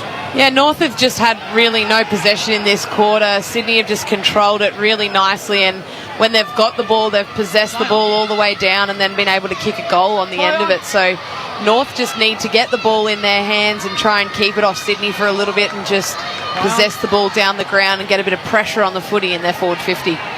Marnie, claimed by Heaney, and the umpire says he had prior. So Heaney will have it on the outer wing. It was a scrambly footy for a while. I just feel like around the contest, Sydney are just winning it. He pokes it on the 45, not 15, says the umpire. Parker didn't hear the call. Now on the turnover, the Roos. Spearing ball, sliding in Larky, takes the chest mark. He's still 80 from home. He looks into the pocket now. A long driving one to a one-on-one. Goldie's there, the bigger body. He worked to perfection against McCartan, but the ball spills out the back door and out of bounds. 12 gone in this second term. Swans 4-5-29, leading the Kangaroos 1-8. Triple M scoreboard. Good use there and good use of the body from Goldstein. Just couldn't quite hang on to the mark, but a really nice kick to his advantage, and he did use his body well. Could have taken the mark and had a shot if he had. So right into town here for North Melbourne. Cherry doing the ruck work. Nice tap. Curtis going nowhere. Dylan Stevens has got him. Straight up, please. Do it all again. Some of North Melbourne's leading ball winners, Heath, for Reds Head Landing. Yeah, it's Jack Siebel at the moment leading the way for them. 11 disposals. Thomas, 8 as well. Curtis Taylor, 8 disposals as well. That could have been a throw against Rampy. Might have got away with that one. He would have paid if he saw it. Another stoppage. 30 metres out from North Melbourne's goal. Wouldn't mind seeing Horn Francis on the move at these forward 50 stoppages. Just try and get the bigger body around the footy and burst through the pack. McDonald fist that kick out of bounds. It's been a bit of a holding pattern in this second quarter. 4-5-29 the Swans, North Melbourne 1-8. Tell you what, Jacko, when you start calling footy again, the season starts ramping up. You start doing the sponsors. You start really engaging with McDonald's. And I'll tell you what, the 40 McNugget piece Mac pack at the moment, I was dreaming about it last night. I'll worry about you. It's right there, and it's going to be there all season. 40 nuggets. Make sure you get through Macca's and check it out. Score enough to feed the whole team. It's the Macca's 40-piece chicken McNugget pack. As we're back up inside 50 here now for the Roos. Larky flies. Front and centre, Horne-Francis. A scrambly mongrel punt is good. It looked ugly off the boot, but he made it work. The number 1 draft pick. And just what the doctor ordered for the Roos. They moved to 2-1-13. The Swans, 4-5-29. That's on the Triple M scoreboard. 14 gone, second turn. Yeah, and they've been able to wrestle back a little bit of momentum late in this quarter, getting a few more inside 50s, and Larky did it again.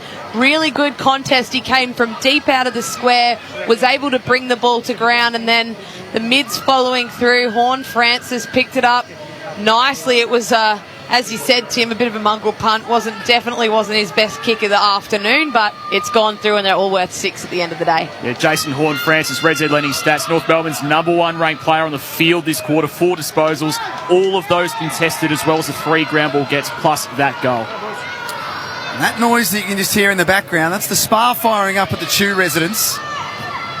That'll be his new level of excitement this year. Every time Jason Horne-Francis goes near the footy, that's Spa-worthy. For McDonald's and Ream Hot Water, Triple M rocks footy. North Melbourne and their fans will be very excited with the way that young man goes about his footy. Ball up, still inside the centre square. We spoke to Chew the other day. He said it's almost like watching Wayne Carey in the 90s. The highlights of Horne-Francis, and we've only seen him for 2 minutes. Fairly big expectations to live up to, aren't they? Yeah. Hasn't even debuted yet in the AFL. Chew-Man's got him winning the Brownlow and the Rising Star in the 1 year, I think. Nice spin. Greenwood handballs to Taron Thomas. Extra handball to Larky, who's 35 metres out and misses. Should have kicked that one. He was not under a whole lot of pressure, not on too great of an angle either, running into an open goal, and he sprayed that one. He's had a good afternoon so far, so got to keep going with that. But yeah, as a key forward, you want to kick those. 14-point lead of the Swans. Triple M scoreboard, 16 minutes gone. Red Zed's heater. Yeah, Taron Thomas lifting his game as well. 5 disposals in this term, most for North Melbourne. So outside 50 for the Swans. Spilt mark there by McLean. And then the ground level ball swooped on and locked in. Razor Ray, he's in the action early. Tosses the ball in the air. Goldstein, ball down again. Throw a blanket over about 20 of them here. Horne-Francis at the bottom. And the tackle from Florence, not paid. We'll do it all again in the exact same spot. Left half forward for the Roos. They trail this by 14 on the Triple M scoreboard. There's ball's down again. Goldstein went back to find it, knocked out. Stevens up to Warner. Snaps it around the body. Reed flies. The big spoil back. McDonald, and then Florent tried to take on the tackle. But he was sat down on his backside by Core. And Core just gets over and says, "Have a bit of that, son." He stuck the tackle and then told him about it. Yeah, and then he's forgotten that it's his free kick, so ran off, but take the kick, Core. He's obviously missed a bit of the contact, hasn't played in a while, played 2 games last year, had a few injuries, so good to see him back out there, and that was a very strong tackle. He sends it deep. Stevenson hasn't had a huge impact so far today. Couldn't grab that one cleanly. It's out of bounds. Throw in, 45 metres around from North Melbourne's goal. Hayden and Todd. Hayden, hold the metre. Jaden Stevenson's Red Z's Heath. Yeah, Jaden Stevenson, just a 3 disposals so far. Off the back of a really good year for North Melbourne. Average 19 disposals. Kate, do you see him more as a midfielder in this North Melbourne team or as a half forward? I think he's really strong in the half forward line. He's very exciting. He's electric. I think the more minutes he plays in the midfield, the less you see that real burst of speed from him. I think he can definitely rotate through there. Even when he's had a few less touches, like now in the first half, only having 3 touches, that might be a really good opportunity to throw in through a centre bounce or get a couple of minutes through the midfield to get his hands on the footy and then flicking back to the centre half forward line. Long kick out of defence. Goes over the back of everyone. Hayden has a fumble on defensive 50. Gave a hot handball to Polek. Nice pressure from the Swans here, and Parker hacks it forward. Rowbottom flies. Used Zeeble as a step ladder, but couldn't hang on to it. North Melbourne haven't quite got out yet. Ball bouncing around. It fell into the arms of Warner. He heads to the forward pocket, and Logan McDonald sees it over for a throw in. We can't forget also how much North Melbourne have been missing the big body of Ben Cunnington out there in the midfield. Obviously, him and Horne-Francis would work extremely well together. So he's been down at a few training sessions, obviously missing at the moment. But yeah, if and when he can get back, that'll be a huge addition to this North Melbourne side. It's a free kick. It's been paid. It's going to go the way of the Roos in defence. Goldstein off to Bailey Scott, who just slams it on the right boot outside 50. Jerry from 3 deep. Climbed over the top. Handball off, releases Polek. Bit of an up and under kick, going back with a flight Simpkin. 50 metres. And Ramke coming in, takes an easy chest mark and then copped a little chin massage on the way through, so he'll get a 50-metre penalty. No arguments there from Simpkin. We've travelled 19 and a half in this second term. Swans leading by 14. Heaney has 2 goals for the Swans. Kennedy drills a short pass to Florent. 60 metres away from Sydney's goal. Only by 14 points, Triple M scoreboard. As we approach 7 minutes before half-time. Dylan Stevens looks wide, into the pocket, has Hayward. 1 metre over. That's fine. Sydney playing at the pace that suits them. Hayward heads to the top of the goal square. No one could get a hand on it.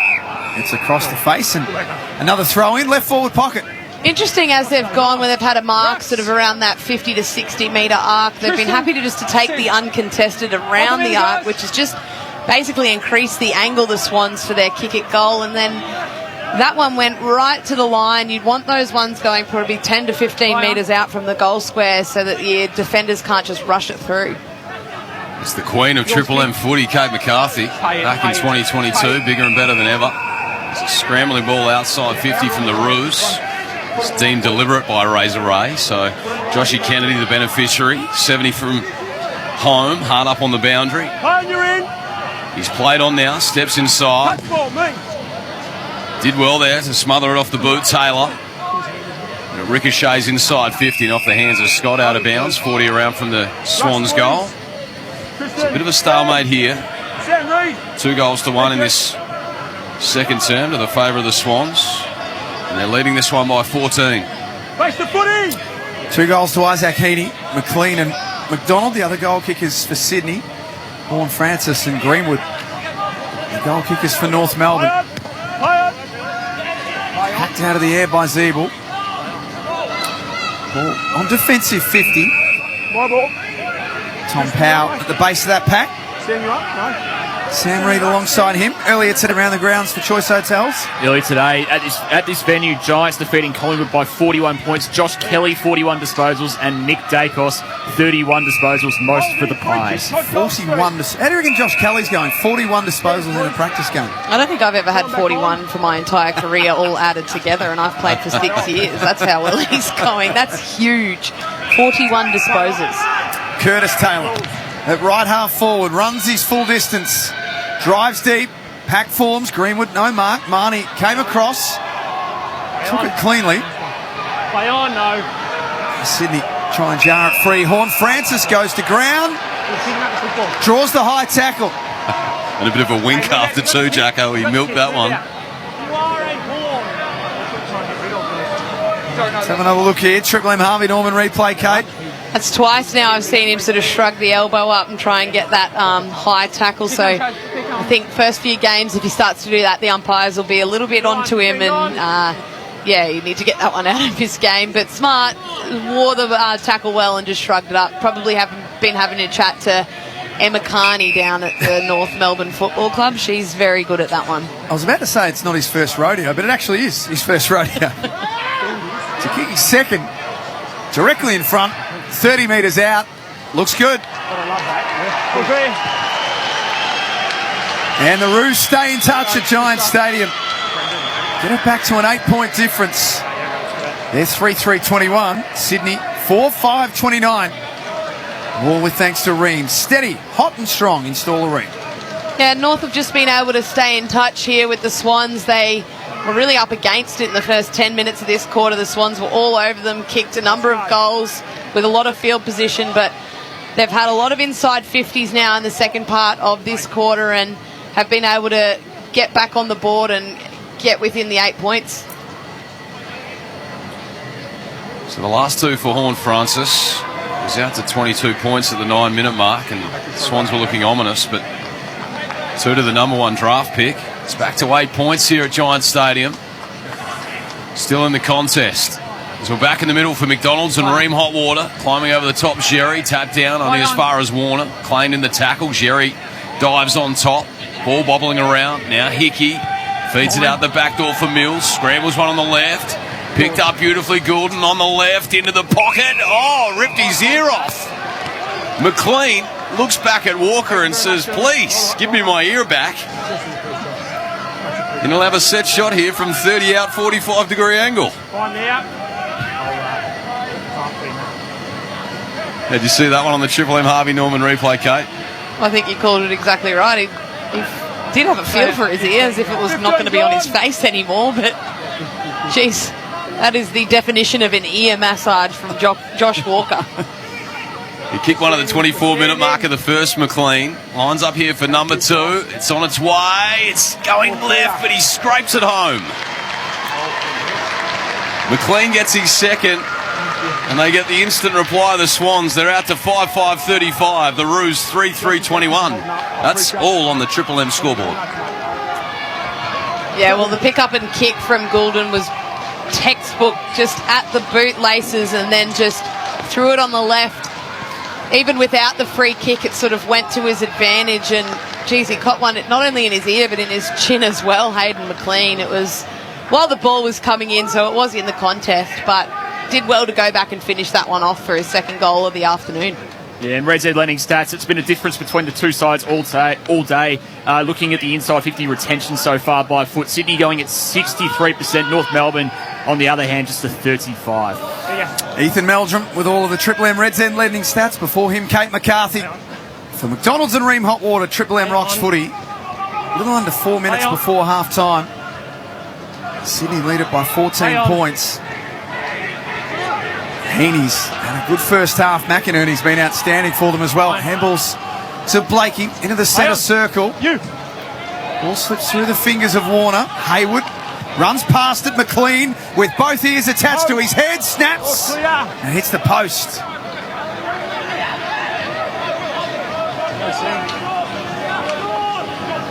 They extend that lead by 1 to 15 points. Zeeble with a kick in. Finds Scott in the pocket. It's not a great kick, that one. Thanks very much. Allows the players to get across down the line, and here they all are. Long, front and centre Thomas, bumped as he kicked, and out on the full. And right in front of the interchange gates here. Swans players line up everywhere to get on the ground. And Luke Parker to take the kick. 3 minutes left, second term.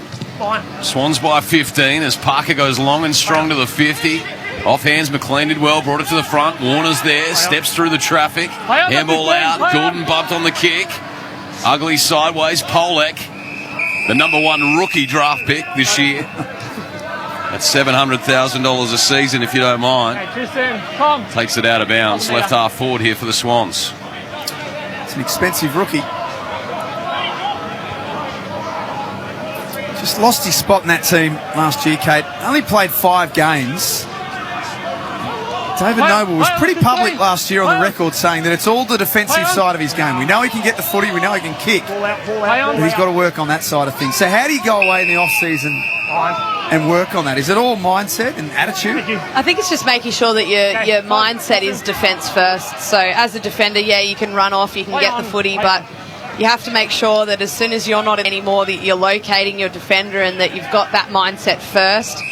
That's what you're in the job, in the team to do, and that's your job first and foremost is defending. It looks like at the moment he's sort of up around the ball as well, playing in the midfield, so that could be another way that he can add another string to his bow in this team. But I think so far today he's had a really good start and looking aggressive at the contest.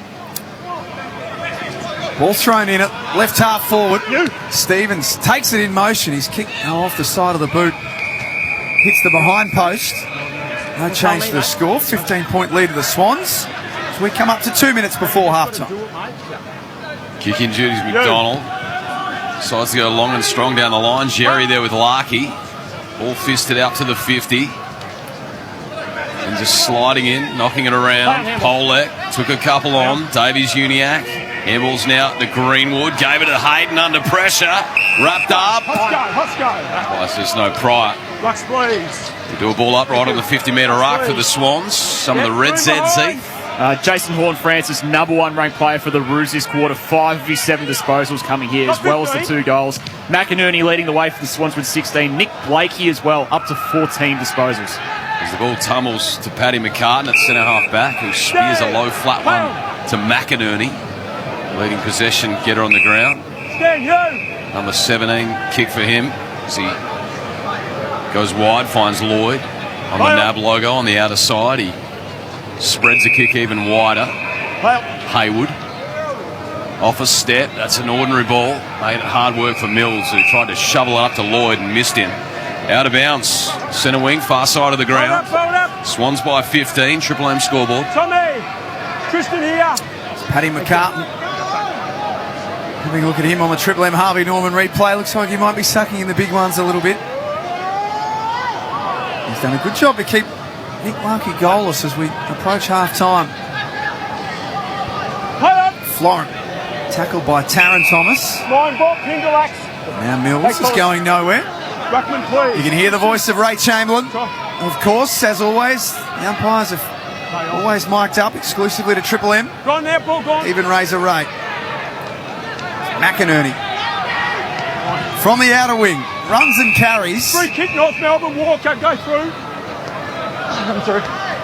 Free kick off the ball. Ray's paid that one from the best part of 90 metres away. It's a free kick to the Kangaroos. Play on. The ex-Cat, ex-Lion, Walker. He's been serviceable in defence for the Roos. He sends it long down the line. Jerry just crept in from the side. Saw the gate and stepped through. Takes a good strong mark. Play on. Seems to be seeing him well, the big man, as he sinks it into the big size 30 slipper down the line. Play on. Flying in from the side. Play on. Tom McCartan puts a kick away as he's falling to the deck, but the Lions will send it back inside 50. The Roos, sorry. Mark. And sliding in. The easiest to mark, Stevens. 12 seconds left in this term.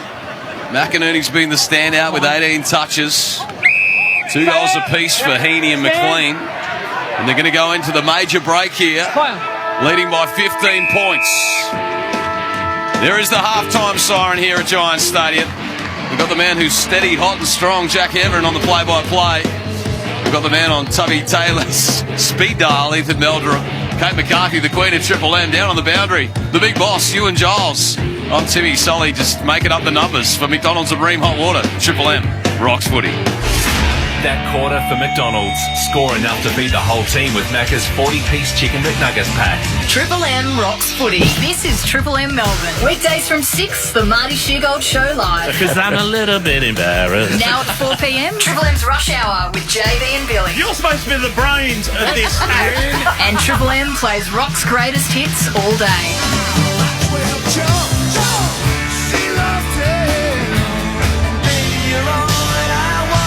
Now with the cricket over, we're ready for the footy. Wow! Superb, sublime. Streaming on the Listener app, your smart speaker, and 105.1. That's the gold you don't get anywhere else. That's Triple M Melbourne. At Meerkat Labs, we study the effect of looking for health insurance on the human brain. This poor guy had 12 tabs open on his computer, Bob, comparing different health funds. His readings are off the charts. Peoples, we know choosing the right health insurance can be harder than Sergei's beetle biscuits. Hey! That's why the experts at Compare the Market work hard to make the choice much more simple. Visit Compare the Market or call 133232 to see the range of brands and products we compare. Health insurance. Simples. Machinery, your one-stop machinery shop. When it comes to workshop machinery and machine tool accessories, Hare & Forbes Machinery House are your one-stop machinery shop. From tooling to woodworking, spare parts and servicing, when you become a Machinery House mate, we'll look after you like a mate, as we have done since 1930. See the full range at machineryhouse.com.au. Hare & Forbes Machinery House, your one-stop machinery shop. For Abbots Road, Dandenong South. Become something at Box Hill Institute. Be someone who uses your hands, your voice. Design, care, be future ready. Whatever you want to be, come to Box Hill Institute. Visit boxhill.edu.au and become RTO 4687. Hi, bank. Yeah, hi. Why are you charging me fees when Athena Home Loans don't charge any fees at all? No fees? That's ridiculous. Surely they charge application fees. No. Monthly or ongoing fees. No. Exit fees. No. Asking questions fees. No. Chocky-bicky fees. No. Indoor plant fees. No. Pens on strings fees. No. Long lunch fees. No, no fees at all. Just doesn't add up. Actually, it really does. Athena now has one of the lowest fee-free variable home loan rates in Australia. Check out athena.com.au. Athena, love us and leave us. Standard credit criteria, terms, conditions and government charges apply. Exclusive to Paramount Plus. The Yellowstone Origin Story. 1883. Starring Sam Elliott, Tim McGraw and Fat 1883. All episodes now streaming on Paramount Plus. The Australian-made mattress floor stock clearance last days at Harvey Norman. All discontinued floor stock must go. Now's the time to upgrade to an Australian-made mattress or ensemble and support local manufacturers. Our range includes the big-name brands Sleepmaker, Sealy Posturepedic and King Coil by A.H. Beard. This is your last chance to buy a quality Australian-made mattress or ensemble at an amazing price. All discontinued floor stock must go. The Australian-made mattress floor stock clearance last days ends this weekend at Harvey Norman. Getting up to anything this weekend? Well, tomorrow we'll probably go for a swim before UV3. At UV4, do a little gardening, have some lunch from UV8 to UV13 and take the dog for a walk at UV3. Nice. The higher the UV, the greater your risk of sunburn and skin cancer. So when UV is 3 or above, be sun smart. Slip, slop, slap, seek and slide. Check the UV at myuv.com.au. Marine Hot Water and McDonald's. Triple M rocks footy. It's half-time at Giant Stadium. All part of the AAMI Community Series as all of the teams tune up for round one. Sydney leading 5-6-36 to North Melbourne, 3-3-21. 2 goals to Hayden McLean, 2 goals to Isaac Heaney, and a single after that to Logan McDonald for North Melbourne, 2 to Jason Horne-Francis, and the 1 to Hugh Greenwood. Kate McCarthy has got all the Triple M C-Bus super special comments covered at half-time. Sydney have done some good things, Kate. They've been able to navigate a couple of little mini runs from North Melbourne and take a nice lead in half-time. Yeah, they've got a nice lead. I'm probably looking at the numbers and how that half played out. They probably should be ahead by a little bit more. But I think North have done well to stay in touch with Sydney. Just the 15 points down at half-time. And yeah, I think there's been impressive sides from both. Obviously, Paddy McCartan getting through a half, playing in that half back line. He's taken the sort of deep forward role and he's held Larky to no goals, so that's been really good. But yeah, positives from both teams. And Jason Horne-Francis, obviously we're going to talk a lot about him this season. He's been fantastic. 7 disposals and 2 goals to go with it. What do North Melbourne want to get out of today? Without getting too far ahead, but I think we expect that they're still very much in the early stages of a rebuild. What are things that David Noble can come off at the end of the day and say, tick, tick, tick? I think competing in that contested ball area, obviously, if you want to be competitive in the AFL, you need to be going well in that contested ball area, and also setting up your structures, making sure that, you know, as a team, you're all on the same page. You know how you want the football, you know how you want to defend as well. And I think they're the really important things to get out of practice matches, as well as time into your youngsters. So, I mean, straight away for Horne-Francis to have kicked 2 goals and have had a very impressive game to half-time, that's really important for them. And obviously Greenwood as well coming into the team and offering a lot through that midfield. That's been big positives for them too.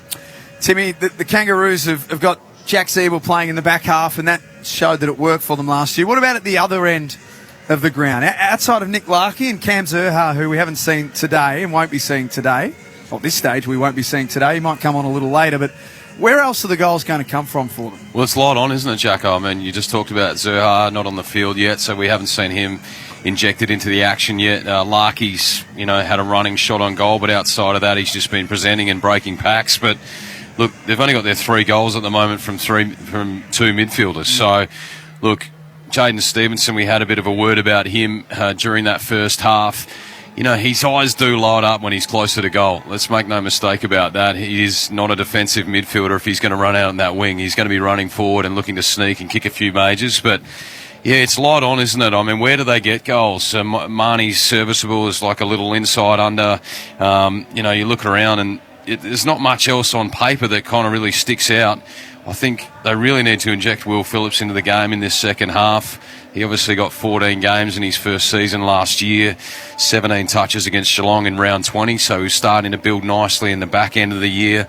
You've had Lazaro down there, who was also serviceable last year, but he just doesn't look likely at the level yet. And then, we hope to see Zurhaar out there in this second half as well. He kicked 31 majors from his 20 games last year, but they really need to address that, Jack, and that's why I mentioned, did they make a blue in that draft last year, not getting Logan McDonald, choosing Will Phillips? They've obviously gone to the draft this year and got, the best midfielder in the draft. Maybe last year was their turn to find that key forward to help out Larkey and Zurhaar. And they've played with the two rucks today, and Goldstein spent a fair bit of time in that forward line, but he's really had no impact at all. I'm not sure what his red Zs are, but really, from watching, he's not really clunked any marks. He hasn't brought it to ground a whole lot, and I don't know if that's the answer for them either. Yeah, just looking at the Red Z lending stats, the ruck contest, Tristan Cherry has taken 31 of North Melbourne's 45. Todd Goldstein the other 14, 10 hit-outs from those 14 ruck contests, but just the 6 disposals and yet to hit the scoreboard as well. And that's the hard thing, isn't it, Kate? Last year, Todd Goldstein was arguably the second best ruck in the competition behind Max Gawn. You're robbing Peter and Paul's not getting paid because you take him out of the ruck and Todd Goldstein's not having a massive influence forward. I think that might have just been, from his practice match, they looked at it and he was easily the best from the two of them. So they might have said, look, you're starting in the ruck round 1, but let's just see if we can throw you forward and if we get any reward for effort down there. So I wouldn't really expect to see him round 1 spending a whole lot of time in the forward line. I think he'll definitely be their ruck, but that's the beauty of these practice matches, throw people around and get to see what comes off and what doesn't necessarily work. Just take us through who hasn't played in the game so far for Red Z Learning. We mentioned Cam Zurhaar. Teams have got 8 on the interchange and they can roll those through at any stage. Who hasn't played? Yeah, so 4 from each side, yet to take the field. For Sydney, Harry Cunningham, yet to take the field. Ben Ronk, Matty Roberts and Lockie McAndrew, both 2 draftees yet to debut for them as well. McAndrew, big ruckman, 209 centimetres, 101 kilos. Keen to see if he gets involved. And for North Melbourne, Will Phillips, as you were highlighting, Tim, yet to come on the field. Josh Goda, the half-back, who starred when he moved down back in the under-18s last year. I think he averaged 30 disposals across his last 3 games, yet to play. Eddie Ford and Cam Zurhaar as well. It's half-time at Giant Stadium for McDonald's and Ream Hot Water. Triple M Rocks footy. It's a 15-point lead of the Sydney Swans. We're back with the third quarter and the latest from the Rawalpindi Freeway in the update between Australia and Pakistan. It's Triple M footy. For Ream Hot Water and McDonald's. Triple M Rocks footy. Shut up! The footy's on Triple M! Straight after this game, join the Temper Mattress call team for the Dockers and Eagles. They're on a roll now, Freo. Nice start for the Eagles. For Ream Hot Water and McDonald's. Triple M Rocks footy. Okay, get ready for this revelation. Did you know that Budget Direct have won yet another Insurer of the Year award? This time from the experts at Canstar. It's time you switch to Budget Direct. Issuer Auto and General Insurance Company Limited. Read PDS, TMD and awards information at budgetdirect.com.au to decide if products suit you. Individual circumstances and policy terms may vary. Compare for yourself. Get a quote now with Budget Direct. The new Pizza Hut Pakenham is now open.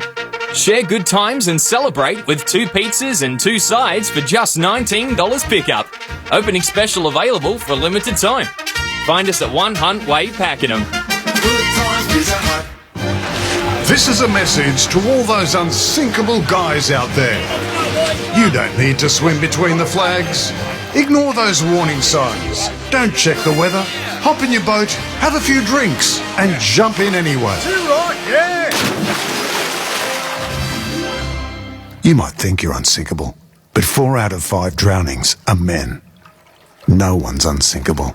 Rethink taking risks around water. Authorised by the Victorian Government, Melbourne. Exclusive to Paramount Plus. This journey will be dangerous all the way to Oregon. The Yellowstone origin story. 1883. The road west is filled with failures. We are in the land of no mercy now. Starring Sam Elliott, Tim McGraw, and Faith Hill. You can police yourselves, or I can do it. 1883. All episodes now streaming. Exclusive to Paramount Plus. Melbourne's Best Buys. No one likes going back to school, but everyone loves Primo Stackers. Salami, cheese and crackers in a handy snack pack. Primo Stackers, packed full of fun. Best Buys. It's new house. Truth. Answering yes to that question is a lot sweeter when the house really is yours. To help, ING First Home Truths has the info to help smooth the bumps of taking your family on the home buying journey. From ways to wrangle a family budget to finding a home and suburb that are right now and likely to stay that way. Search ING First Home Truths, the smart place for tips on buying your first place. T's and C's apply. ING Bank Australia Limited. Australian credit licence 229823. Shut up! The footy's on Triple M! Straight after this game, join the Temper Mattress call team for the Dockers and Eagles. They're on a roll now, Freo. Nice start for the Eagles. For Ream Hot Water and McDonald's, Triple M rocks footy. Now you can stream Triple M footy wherever you are. Download the Listener app and select Triple M. Hi, I'm Isabel Everett with a news briefing. There's no reprieve for New South Wales residents with heavy rainfall expected over the south coast, Illawarra and parts of the Tablelands. Flood warnings are in place for parts of Sydney's northwest and southwest, with major flooding already seen at North Richmond along the Hawkesbury and Lower Nepean rivers. Jane Golding from the Weather Bureau says the state's north will be battered with intense rain again over the coming days. We are looking, unfortunately, for a few more days of wet, stormy, flood-producing weather across New South Wales, but we can see some clearance later on in the week, so hopefully just a few more days. Meanwhile, the Queensland government is directing more than $2 million towards the state's flood recovery effort.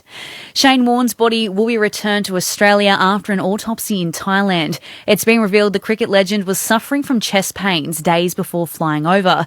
Australia's ambassador to Thailand thanking authorities for their assistance. The hospital in Gorsamui for facilitating this process and getting Shane Warne back to Australia as quickly as possible. They've been very compassionate, very efficient and very understanding. So thank you, Superintendent. The Ukrainian president has thanked Australia for its support in funds for military equipment and humanitarian aid. Scott Morrison spoke to Volodymyr Zelensky overnight, saying we stand firm behind Ukraine.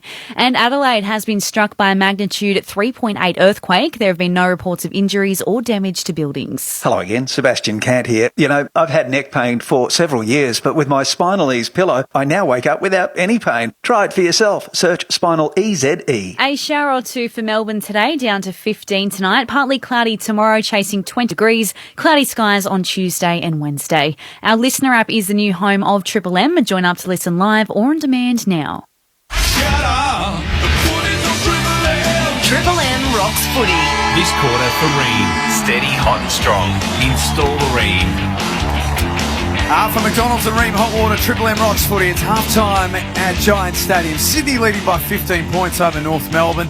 5-6-36 to the Kangas 3-3-21. Tim Solly, Kate McCarthy, Ethan Meldrum, Ewan Giles' boundary side, Jack Heverin, your Sunday call team. Still to come this afternoon. We head to the west as the Eagles take on Fremantle. And earlier today, Heath, at this very venue, Giant Stadium, the Giants played Collingwood. Yes, 41 points to the margin there. The Giants way 100-59. Josh Kelly, 41 disposals, just cruising into the season. Tim Taranto, 31 touches, 2 goals. Very impressive as well. Scott Pendlebury, 28 for Collingwood, playing that sort of half-back midfielder role he's been mooted for this year. And Nick Dacos, geez, he looks good. 31 disposals on debut. And still to come tomorrow night. One more game to finish off the round. Yes, Gold Coast Geelong tomorrow night again on Triple M footy. Just while you're on a hot streak at the moment, I know you had a dominant summer here on Triple M Cricket, Heath. You were outstanding in the stats role. Just made sure the shoe man lost his position after the first test. Take us through what's going on between Australia and Pakistan right now. Well, you said the Rawalpindi Freeway, and I just looking at the scorecard, it looks like a pitch that probably you'd be able to make runs on as well, Jack. I don't know if I could, but I reckon the rest of us could. None for 113, the Aussies, in response to Pakistan. 4 for 476 declared. Usman Khawaja, 66 not out off 92 balls. He's cruising. David Warner, 39 as well. So that test looks like it's petering out to a draw. Hopefully a little bit happens on day 4 and 5, but it looks like an absolute road. I'm not sure we're going out on a limb at all by saying that match is going to be a draw, are we? Yeah, it looks very drawish.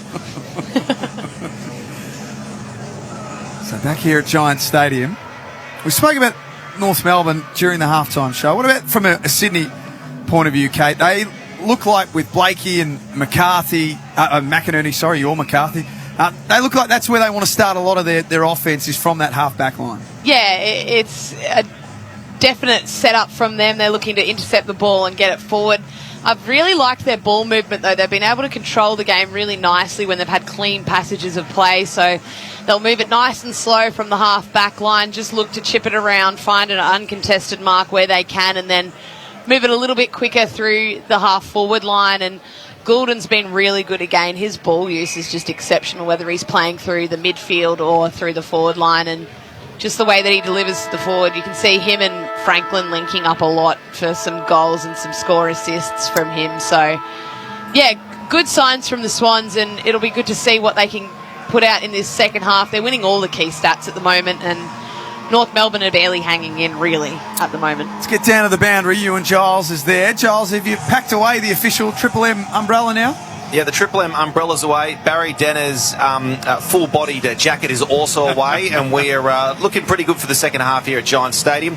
The wind's still favouring the left of your radio dial, 1 to 2 goals at most. No injury concerns for either side. However, a couple of the players who haven't played in the first half are warming up as we speak right now. We've got Goda and Ford for North Melbourne in particular out there doing the warm-ups. So expect to see them to see some action in the second half. Beautiful stuff, Gilesy. Speaking of Goda, he was born into the blue and white family. His father, David, hailed from a town that produced North Melbourne legend Barry Cable. So they grew up barracking for North Melbourne, and he's out there hopefully having his first crack this afternoon. We can also see for the Swans that Matty Roberts, the number 34, product from South Adelaide, round 2 pick, number 34 in the draft last year. And they say he's got an incredible footy IQ and a keen eye for goal. A raking left footer, so can't wait to see him in the second half as well. As the players are in their huddles here, how do we see this one playing out, Kate?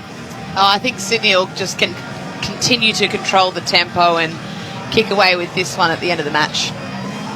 And Hugh Greenwood, how have you seen his first hit out for North Melbourne? Yeah, I think he's been good. We were talking pre-game about him playing that real senior role in the midfield because they do have a lot of youngsters in there, and I think he's been really handy. He's brought that aggression, laid a number of tackles, but also helped his teammates with some blocks and opening up those passages for laying that blocking through the midfield and also through the taps when they've won through Goldie when he's been in there. So I think he's been a really good contributor so far.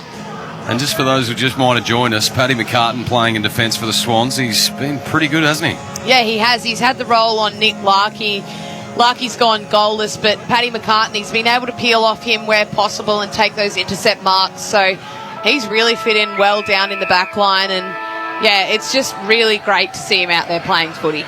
McDonald's and Ream Hot Water, Triple M Rocks footy. Second half underway. Hickey goes up, roves his own fill, and then Davies Uniacke and Warner go toe-to-toe. Davies Uniacke held off the play. He'll take it immediately. Drive a long, deep one inside 50. Larkey there, off hands. He's paid a mark to McCarthy against Larkey, who took it on the second bite of the cherry. We just continue to sing his praises, Paddy McCarthy. And most importantly, just good to see him back out there playing footy. Without the headgear as well, Kate. I think that's the other development. Yeah, that was something I was going to comment. I don't know how much footy he's played without the helmet down in Sydney, but yeah, he's ditched that one for the back line, and he's just looking super safe down there. Some really good contested marks as well. Turner mops up from defence for North Melbourne. Kicks to the broadcast side. He's Harry Cunningham, who's been brought into the game. From right half forward, kicks to the discipline area. McLean down at ground level. The big man picks it up off his ankles. Thomas intercepts for North Melbourne. Step back into traffic. Just got his handball away to Marnie. Marnie just the 15 to Stevenson. Love to see more out of him in the second half. Finds Larkey. Handballs off. Run and dash from Scott. Brought down in the tackle. Larkey mops up. Handballs back to Marnie. Bumped on the kick. A scrambly ball. McInerney, the leading ball winner in that first half. He tunnels one out. Cunningham. Florent. Handballs back to the defensive goal square. Rampy's good enough. He steps around. And then he spits the kick line flat to Mills. They play the outer side. Mills has got Golden. And Heaney's the next target. His kick goes beyond him. Zeeble left his man. High contact, North Melbourne. And wins a free kick. And the Kangaroos take the advantage. Luke McDonald, best and fairest in 2020. His kick only as far as Blakey, who only needed the one hand to mark that. Bit of showtime from the Lizard as he finds Mills on the 45, who floats one over to the 50. Parker crept into the hole, wants to get on with it.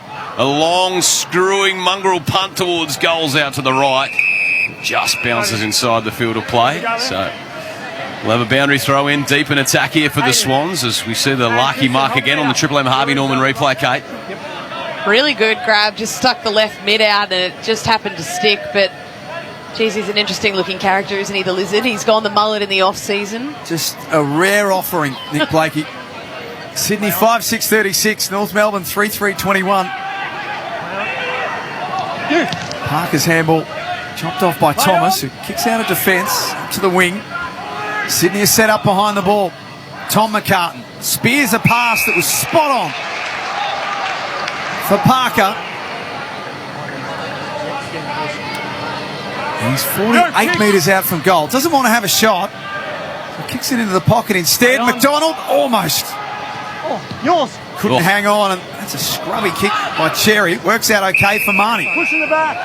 And he was lucky there because he was about to cough it up. He caught one in the back, Marnie. It's going to come back. Razor Ray won't let them take the advantage here, the Roos. So it'll come back to half-back. Not entirely sure as a ruckman, if you've got the ball in the back pocket, throwing it on your opposite and then trying to kick it through the corridor is the best idea. Maybe just direct that one a little bit further towards the boundary. It's the voice of Kate McCarthy on the Triple M C-Bus Supers. AFLW superstar, All-Australian. Just all-round great human being, and great to have her back in the box here in 2022. Move it on. Pole left hook. Bullet pass to McDonald, who gets onto the left boot out wide. And make their way up to the broadcast wing. Simpkin in front of the exchange gates. The Swans by 15. No goals yet in this third term. We've travelled almost 4 minutes as he sends the kick up to the 50. The Lizard floats in from the side, gets the spoil. And out of bounds, 45 around here from North Melbourne's goal. Better build up there from North, just possessing the footy a little bit more and then going inside 50. They've still had really shallow entries though, even that one trickling out of bounds at about the 45 metre mark. Wouldn't mind them trying to get a little bit more penetration on that last kick or a handball it a little bit more to get a deeper entry. 15-point lead of the Swans. It's all thanks to Ream, steady, hot and strong, install a Ream. Ball up, broadcast wing. Some of the major ball winners, Triple M Red Z lending stats. Yes, Justin McInerney leading the way for Sydney, or leading the way for both teams as well, 19 disposals. Nick Blakey, 16, going at 90% by foot as well. And for the Roos, Taryn Thomas, 13, Jack Zeeble, 13 as well. Clever kick from Davies Uniac out of the stoppage. And a strong grab taken by Curtis Taylor at left half full. Stand. The Keilor products from the EDFL. Trying to put his best foot forward. Just the 29 games, 18 of those last season, as he sends it inside 50. The hands in the back by McCarthy. That's Tom McCarthy. And the free kick's going to go the way of North Melbourne. And a shot on goal here for Nick Larky. So you watch here on the Triple M Harvey Norman replay. Talk us through it, Kate. Looked like a bit of an unlucky free kick. I think just what happened was as he put his knee into Larky's back, he was trying to get a little bit of a ride and he had the hands in the back as well. So if he just used the knee, that would have been fine. But as soon as you put the hands in the back and use any force, that's a free kick. Frosty Miller, goal-kicking winner in the VFL. He sends this one on his way. He shows the biceps, the pythons. He loves it. Like he's got his first for the afternoon. And the first goal of the third term goes to the Roos. They get the margin back to 9 points. They're 4-3-27. The Swans 5-6-36. That's on the Triple M scoreboard. Having a look at the replay of the forward movement, they were really lucky to get a free kick there, North Melbourne. There was just no real movement from any of their forwards. There was no one offering a lead, and at the contest there was about 3 Sydney players to 1 North Melbourne player. So for them to get a free kick out of that, that's really lucky. But wouldn't mind seeing a few more forwards on the move, getting out, leading, and start to use those leads so that the Sydney defenders need to be a little bit more accountable. Red Z lending stats. That's Nick Larkey's bread and butter, though. He's goal kicking, the most accurate player in the AFL, going at 75% his conversion. Second best of all time as well. All time? Behind Michael Murphy, who played for North Adelaide and the Brisbane Bears. There's a stat. There's a stat. That's why Two-Man is shaking, Jack. North Melbourne. Not today, though. Two-Man has another focus. He's in the spa. He wears number 6 for North Melbourne. That's it. For McDonald's and Ream Hot Water, Triple M Rocks footy. Free kick out in the middle for the Kangaroos, looking for 2 in a row. Davies Uniacke drives to the top of the goal square. It's fisted over for a throw-in by the Swans.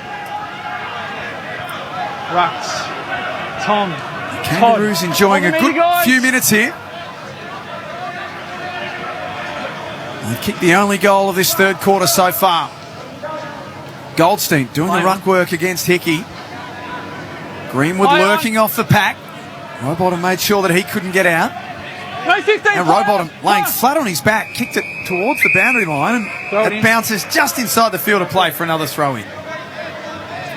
Interesting choice in your defensive 50 to just throw it on the boot when you're horizontal, but turned out all right for him. It could have been also almost been an own goal at one point. Looked like it was floating towards the goals, but this is where they can really use the advantage of having Goldstein in the forward line, using him as the ruckman.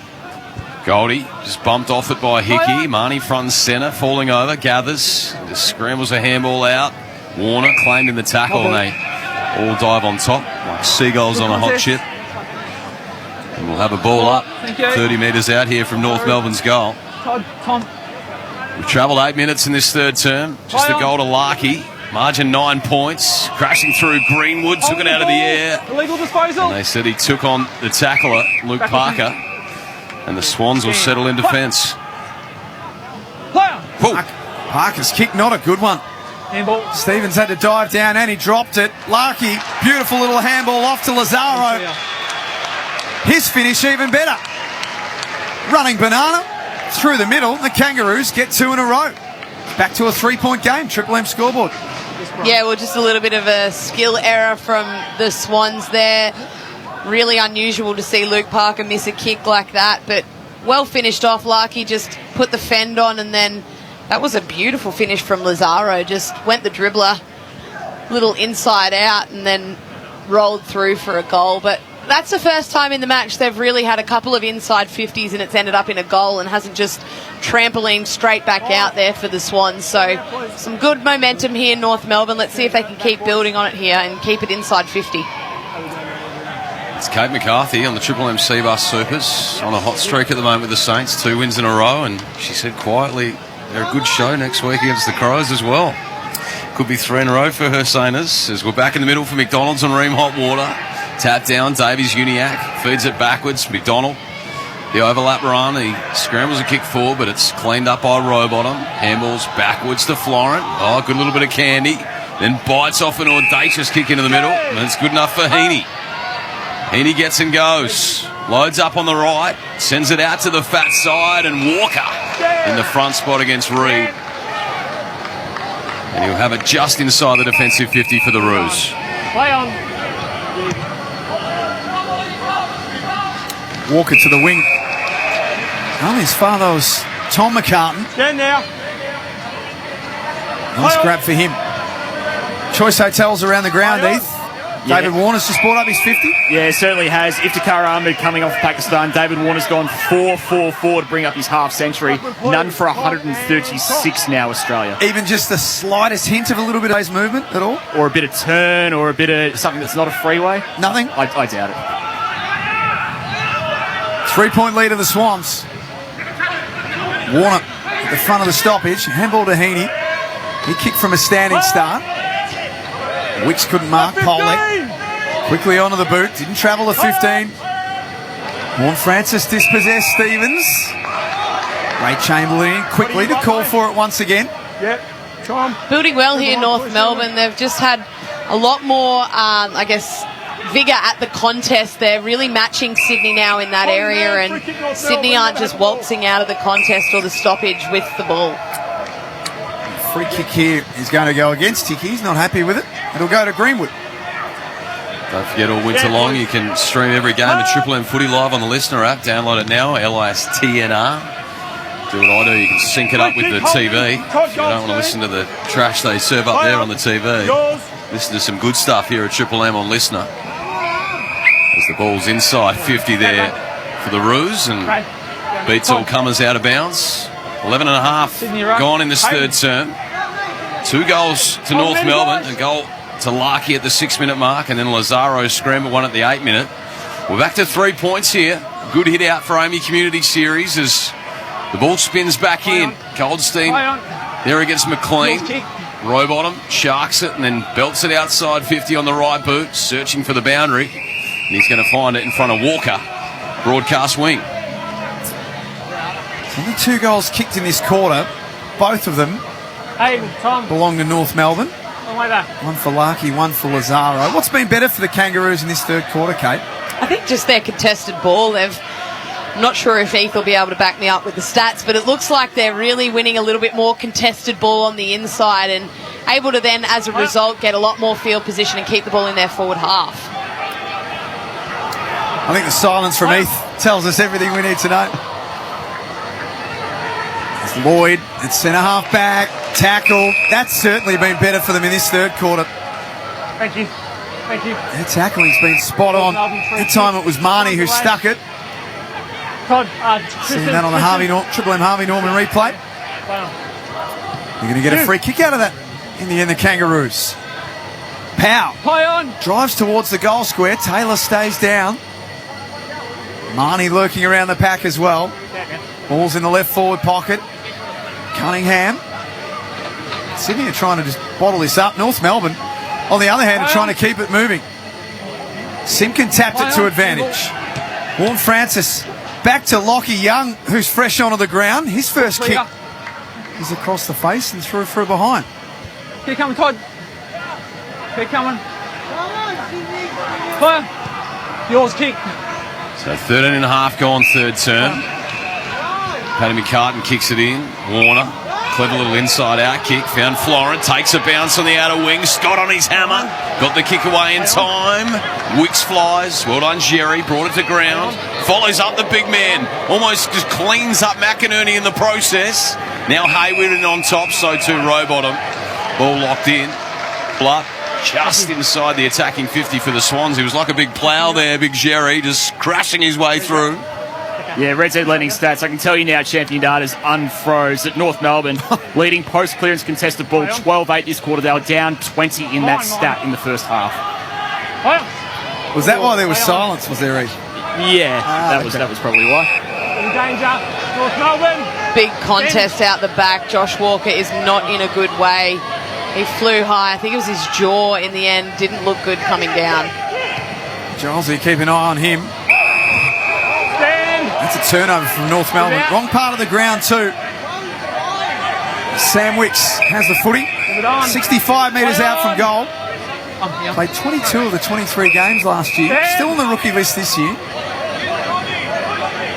Play on. I'm here now. Play on. And the Swans work it around to the outer side of Giant Stadium. Play on. Carlton. Play on. And Florent from left half forward. That kick coming in, not great. Azebel dropped the mark. Opened the door for Parker. He works now to Rowbottom. Snaps. Oscar. Across the face. And misses everything.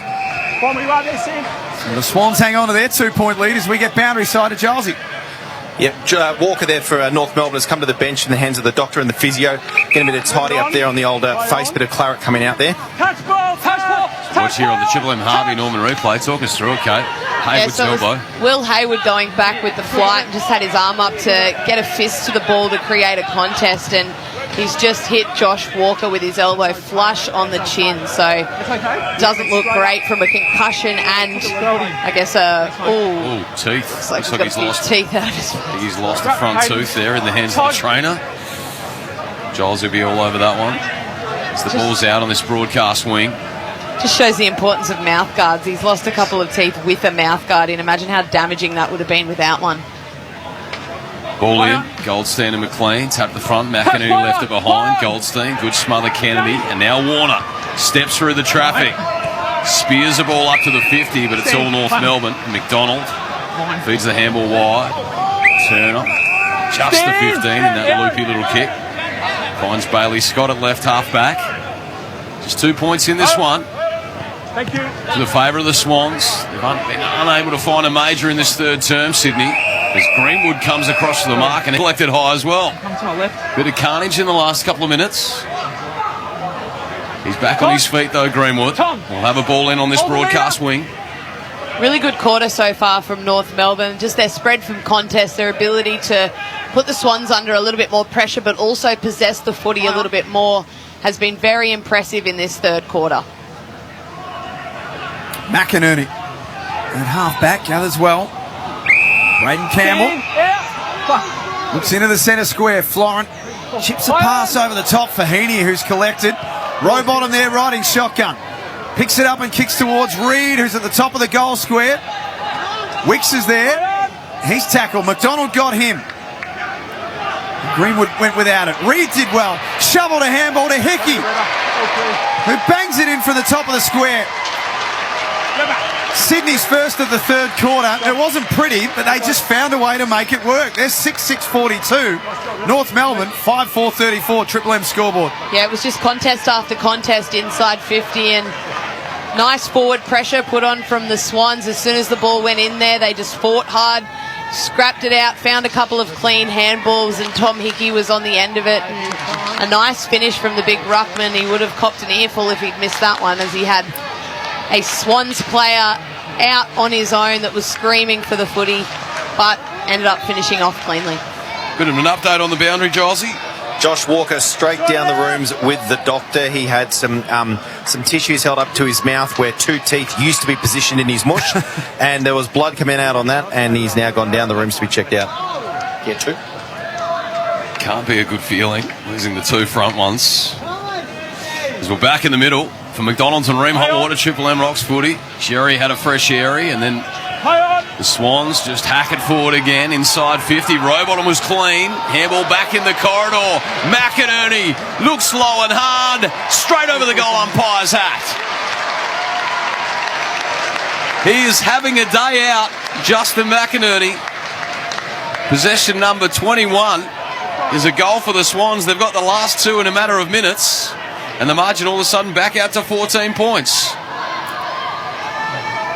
Just a beautiful midfielder's goal. They won the clearance, got the ball forward, scrapped inside 50, and then McInerney had just run forward. He started in the centre bounce, ran forward, spread beautifully from stoppage, and then ended up getting a handball received inside 50, and pretty easy but really classy finish at the end. Yeah, Justin McInerney now number 1 ranked player on the ground, 22 disposals, done a bit of everything, 5 intercept possessions, 5 score involvements, 323 metres gained as well as that goal.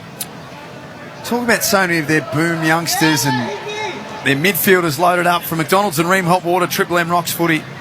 McInerney picked 44 in the 2018 draft. It's just a very smart footballer, knows where to be. Numbers that Heath gave you backs that up. Heaney could have got a free kick at half forward. Umpire said no. Taron Thomas forces it to the boundary line. Thrown in once again.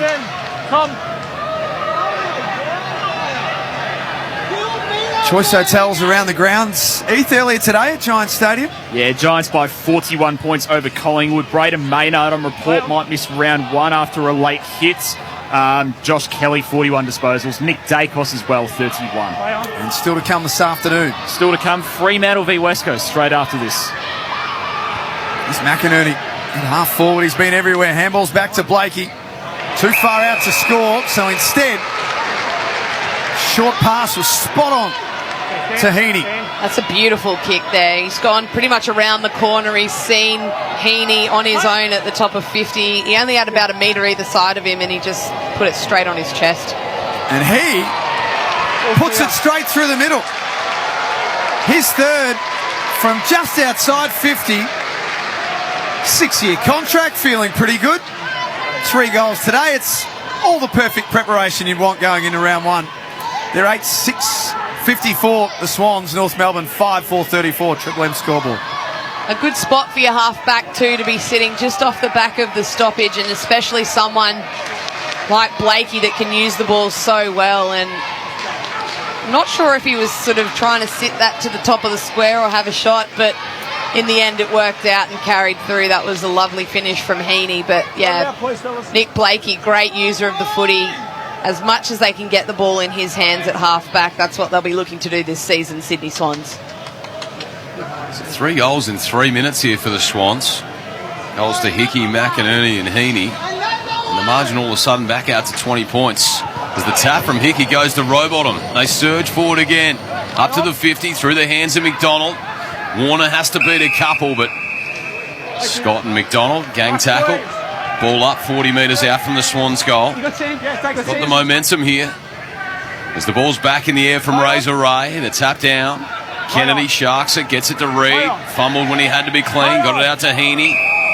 Holding the ball, no handball. And he didn't get the handball out. You heard the umpire exclusively, Mike, there for Triple M. So the free kick will go to Turner. Inside defensive 50 here for North Melbourne. 6.5 minutes remaining in the third quarter. Hickey, broadcast wing. Need to track back, try and find it. Has it now. 2 Kangaroos have got him over for a throw-in. Yeah, Red Z leading stats since North Melbourne's last score, 13-minute mark, all Sydney. 9 inside 50s to 0, 7 clearances to 1 as well. And this is the danger for North Melbourne, Kate. And this was the problem for them last year, that when teams got a run on, they did some real damage. Yeah, and so far in this match, they have been able to get some momentum back. So this will be the real test for them in the last part of the third quarter and going into fourth. Can they wrestle back this momentum? Obviously, big clearance numbers in Sydney's advantage there. So, yeah, what can they do here in the last part of this quarter to get the game back on their terms? It's all thanks to McDonald's. Score enough to feed the whole family. The Macca's 40-piece chicken McNuggets pack. Oh, 40. Just go back through again for an 80. Why not? Davies-Uniacke lays the tackle there. Heath, what do you go? 40, 80, 120? Yeah, 160 maybe. 160? Depends on whether Baz is part of the call team or not, I feel. Second drive-by for Baz today. Fat shaming him. Loves a throw down or two. Loves a throw down. Loves a 40-pack of nuggets, Big Baz. Ball's tapped down Hickey, Warner. They're just controlling the footy here, the Swans. Up to half-forward McLean. Heaney threw it out quickly, but missed the target. Larkey crashing through. Turner on top of him. Now Heaney goes back in, tries to find it, bubbling around at ground level. Davies-Uniacke finds a way through. Handball backwards. Goda on the ground. That might be his first touch for the day. And now the kick fan wide. Finds Goldstein. Handball's off. Overlap run from Polek. Runs to 70. Just treads the boundary, and then a good late spoil came through from Campbell. He looked like he was out of the play, but it was desperate stuff, and he fists it out of bounds. 50 around here from the North Melbourne goal. All of that on the Triple M Harvey Norman replay. Campbell, another one of their boom youngsters. They've got so many of them to choose from, the Swans. It's a 20-point lead for them. That kick out of bounds in the full by Chad Warner. The Kangaroos in round 1 will play Hawthorn on Sunday at the MCG. And for Sydney, blockbuster clash for them in round 1. The Battle of the Bridge against the Giants. Are they still calling it the Battle of the Bridge, by the way, against the Giants? We'll get back to that. Why not? Snap around the body from Lazaro is through for a behind. 19-point lead for Sydney, Triple M scoreboard. They're still calling it the Battle of the Bridge? I believe so, Heath. You'd be across that, being the stats man. Yeah, I believe so. As far as I know. It's not quite a showdown, but it'll do. Let's keep it alive. Play on. Stand now, stand. Kennedy, inside defensive 50. Takes the mark. You kick. Just darts a low, flat one. Only about a metre off the ground. Travel just the 15 to Lloyd, who massages a kick wide. Stevens, overlap run here from Larkey. Looks into the corridor now, bites it off the hands of Warner. Beautifully roved there by Goulden. A long-range bomb from 60s right to the line, and it's there. A right smile from Goulden. I think he was just loading up to the square there. It sailed over the top and through for a major. And the Swans, they move to 9-6-60. North Melbourne 5-5-35. Triple M scoreboard. Gosh, Errol Goulden, I love when he just gets the ball in his hands and rolls onto that left foot of his. We saw him do it a number of times last year and just launch long bombs from around that 50-metre arc. And, geez, that was every bit of 60. Like you said, Tim, I'm not sure if he was putting it to the top of the square, but the ball did the rest of the work for him and dribbled through. But you can see it's a deliberate ploy from Sydney to just find those uncontested marks in the back half of the ground, and then as soon as they can put a little bit of speed on the ball, that time it was from Blakey from that half back line as well, and just got the handball received, got it moving forward, and then it came off hands and Goulden did the rest. The McDonald's and Ream Hot Water Triple M Rocks footy at Giant Stadium. Second game of the day at this venue. Blakey waits off the stoppage, tried to chip it in the middle. Golden slapped it to Blakey's advantage, but then Thomas mopping up, gave a handball to McDonald, who wanted to get back onto his left foot. North Melbourne. Luke McDonald. That tackle from Hayward just hung on a bit too long. Stand. North Melbourne free kick at centre half back, and McDonald shifts wide to Zeeble. Stand. So Hawthorn in round one, Kate, the same before. West Coast at home round 2 for North Melbourne, and then Saturday night in Brisbane on round 3. So there's a couple of live chances first up for the Kangaroos. Yeah, having the Hawks first up will be a good challenge for both of those teams. I think we're seeing probably the Hawks get used to the new coach and a few new personnel that they have down there. So, yeah, I think that'll be a good first round clash for them. And then obviously the trip over to West Coast is always a tough one. West Coast have a number of injuries at the moment, but it's always tough travelling over there and playing them at Optus Stadium. So, yeah, it'll be an interesting start to the season for them. But I think they've done well so far in this match. They've obviously lost a bit of momentum in this third quarter, but they've been able to stem the flow a little bit towards the end of the quarter now, and the Swans are possessing the footy. Obviously, a few tired bodies out there for the first hit out of the year in the third quarter, so I think they'll take the sting out of this for the last quarter here. Advantage here for the Swans in the centre circle, and a beautiful lace-out pass from Larkey, straight down the throat of Reid, 40 metres out, 45-degree angle. You're right there, Hosco. Yet to kick it major today, Reid. 165 goals across his 163 games, so almost a goal a game for this man. Just the 10 matches last season. As he sends this one on its way, and it's hung out to the right. Never looked likely, minor score. They lead by 26 now, the Swans, on the Triple M scoreboard. 29 gone in this third term. McDonald with the kick-in duties for the Roos. He's going to play the broadcast side. Fresh onto the ground is Eddie Ford, who's just snuck on. Larkey marks in the pack. Well done.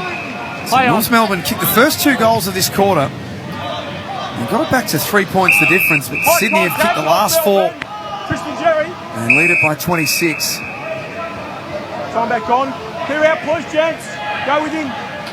Stand, mate, stand. This whistle will be going to Sherry. Thanks, Tommy. Who's 60 metres out from North Melbourne's goal. Yep. Puts it up in the air. Holding the man, North Melbourne. Triple M Harvey Norman replay will be very interesting here. Against you, Luke Parker. Luke Parker's not even looking at the umpire. Just said, you're just not getting any of my time. I don't agree. Yeah, guys. Let's have a look on the Harvey Norman replay in a sec. Stand, please. 15. Yeah, clear touch of the jumper there. Just thrown the arm out and grabbed onto anything he could right in front of the umpire. Oh dear, Greenwood from 15 metres out, directly in front, has missed. Kicked the first goal of the game, Greenwood. Wish he could have that again, as Larkey just runs 40 metres out of the goal square and then blasts it along to the outer wing. Hayward, handball to Warner, gets the Jets on, and then out inside our kick. Wicks takes it on his knees, handball back up to Warner, inside 50 now, diving forward, couldn't quite get there, McDonald. And now North Melbourne.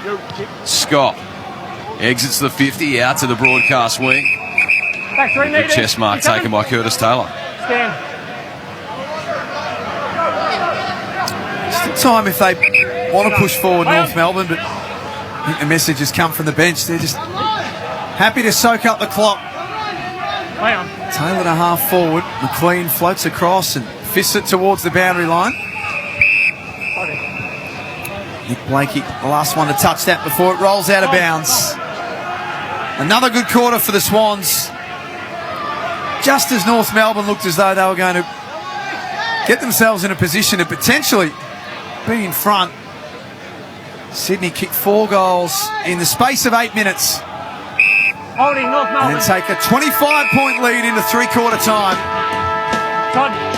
It'll be a free kick to Goldstein after the siren. He wants to have a shot. Man on the mark's 55 metres out. Katie, are you giving him any chance here? Oh, bring out the barrel, come on. You play free kick, guys. He looks like he's going to kick a drop punt. And that won't change the score. Hit the music, Leroy. It's three-quarter time at Giant Stadium. Sydney lead by 25 points for McDonald's and Ream Hot Water. Triple M Rocks Footy. That quarter for Ream. Steady, hot and strong. Install the Ream. Triple M Rocks Footy. We've all been shocked at the news that we've lost yet another legend. Warnie is one of the few people in any sport who gets to change the game. Tomorrow at 6, right after the rush hour, we remember the great man and revisit his interview with Mark Howard on the Howie Games podcast. The gutting ball definitely changed my life. You know, first ball, it was the perfect leg break, got voted the ball of the century. To do it first ball in the Ashes series, I think it was just meant to be. Barley, Shane Keith Warne. Exclusive to Paramount Plus. The Yellowstone Origin Story. 1883. Starring Sam Elliott, Tim McGraw and Faith Hill. 1883. All episodes now streaming on Paramount Plus. Want the biggest brands at the lowest prices? Then head to Chemist Warehouse today and save on big brands like Musashi Fat Metabolizer with carnitine 60 capsules $13.49. Wagner Garcinia Cambogia Ultra Strength 100 capsules $14.94. Beat your goals with Protein World the Slender All Vegan Blend 1 kilogram $29.99 or INC Plant-Based Amino Blend 300 gram $31.49. Chemist Warehouse, great savings every day. It never fails to crack the smiles. Aussie Cheer. Oh, and you know what? It can go a long way. It keeps these little legends kicking goals. And these slightly bigger ones too. Bringing cheer is what our cheese does best. And you can bring it too, whether it's midday or midnight. Bring a little cheer with Cheer Tasty Cheese. Working in the cloud is a better way to build together. With Autodesk Construction Cloud software, the sky's the limit. Your team can design, plan, build and operate from office to field and connect workflows, teams and data at every stage of construction to help reduce risk, maximise efficiency and increase profits. Autodesk Construction Cloud, trusted on over 2 million construction jobs around the world. Try it free today. construction.autodesk.com. Book a free market appraisal for home sales or rentals at o'brienrealestate.com.au and go into the draw to win $10,000 in outdoor living. T's and C's apply. O'Brien Real Estate. The difference is our people and our local knowledge. Machinery House, your one-stop machinery shop. When it comes to workshop machinery and machine tool accessories, Hare & Forbes Machinery House are your one-stop machinery shop. From tooling to woodworking, spare parts and servicing, when you become a Machinery House mate, we'll look after you like a mate, as we have done since 1930. See the full range at machineryhouse.com.au. Hare & Forbes Machinery House, your one-stop machinery shop. 4 Abbots Road, Dandenong South. There's now more in every Qantas point, with a program change that's giving you more value than ever before. With 30 to 45% less points on hotels and holidays, there's more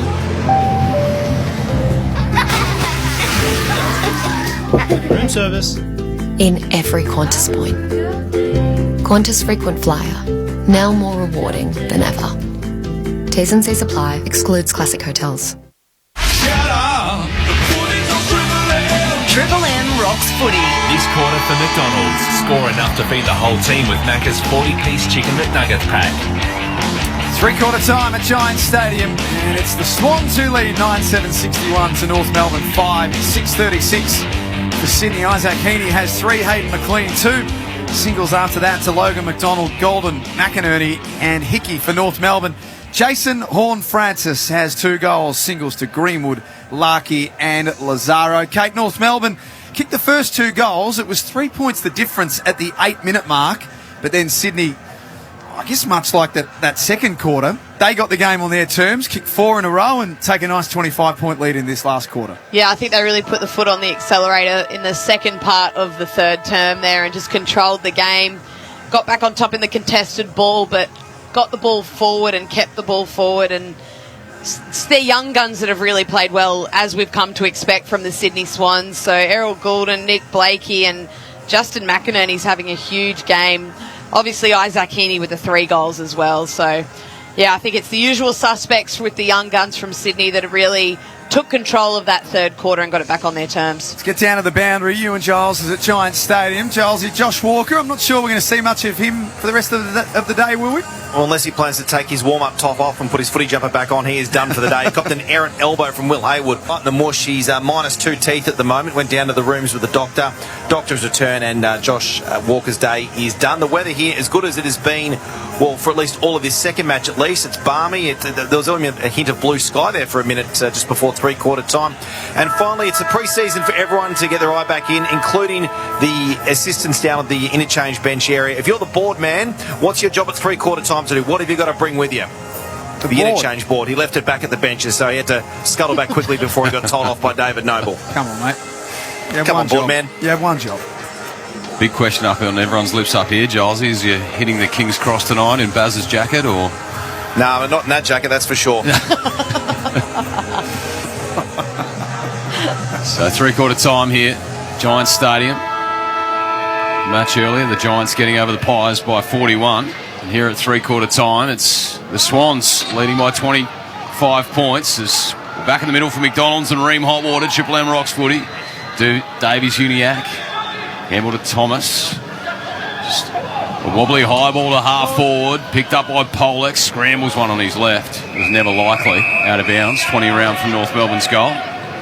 And the big difference for me so far in this match is any time that Sydney's won a centre clearance, they've just been able to waltz out the front and hit up a forward going inside 50 that time there. We saw North Melbourne win the tap, start to look like they were about to win the clearance, and then Sydney just held their sweeper, held a lot of pressure, so the ball going inside 50 was a wobbler and it was under a lot of pressure on the way in. So that's the big difference between the two midfields at the moment. McDonald back inside 50. Big fly came there, Goda, and so too Larkey, but Paddy McCartan standing tall again. Just carries it across the line. He'd be feeling very good about himself today, Paddy McCartan, no doubt about it. He's been strong throughout the afternoon. He's putting his hand up for a round one berth to play in defence for the Swans. He has not put a foot wrong, both this week and last week, in their hit out against the Giants in Albury, and Lavington, I should say. It's off hands and out of bounds. Throw in, right forward pocket for the Kangaroos. Sydney's first 3 weeks, Kate, of the Giants in round one, as we've spoken about. Round two, they've got a Friday night game against Geelong at the SCG. And then in round three, they play a Thursday night against the Western Bulldogs at Marvel. So that's a tricky start to the season. It is a tricky start. I think round one, all eyes will be on round one. That, what do we call it? The Battle of the Bridge. I think that'll be a great match for the opening round. And yeah, taking on Geelong as well at the SCG, that'll be a good test for them too. So it's always good, I think, when you have those hard games at the start. It's a tough start to the season. It's really a way to measure yourself against the best. Sometimes you can have a little bit of false sense of hope if you have some easier fixtures in the first few rounds, and it allows you to really get your structures right and review things right to the way that they need to be reviewed early in the season. So that should set them up for a good start to the season, I would say. Here's McInerney in the back pocket. He's had a big afternoon. Goldstein went without it. Campbell, good in tight, gives to Kennedy, who relieves. Big blasting ball out to the outer wing. Front spot, McDonald. Almost got worked under it by Core, but he stood tall. Plucked it in the sticky mitts as he gets the right football down the line. Heaney brought it to the front. Turner there, shoveled it out only as far as Florent. He'll go back again and find it Wicks. Crashing through Core. And there's been a whistle. It'll be a free kick going the way of North Melbourne. Bailey Scott, the beneficiary, at left half back. So almost 3 minutes gone in this final term. Scott goes down the line. Thomas. Goldstein handles off. Horn-Francis. His left foot kick has been smothered and trickles out of bounds. 50 around from North Melbourne's goal. They trail this one by 25, on the Triple M scoreboard. Couple of minutes gone in this last quarter. Fremantle and West Coast up next on Triple M footy. Tomorrow night, Gold Coast and Geelong will round out the AAMI Community Series. And then before we know it, round one on a Wednesday night, the grand final rematch between Melbourne and the Western Bulldogs will start the season. Tom Mccarthy drops a chest mark at half back. Had plenty of support. Warner, one of them. He handballs inboard to Rowbottom. And then kicks the outer side. Florent has to stop and prop. Wait for Lloyd to arrive, and he does. This looks like a bit of a training drill for Sydney at the moment. Hayward next link in the chain. He's 70 metres around from goal.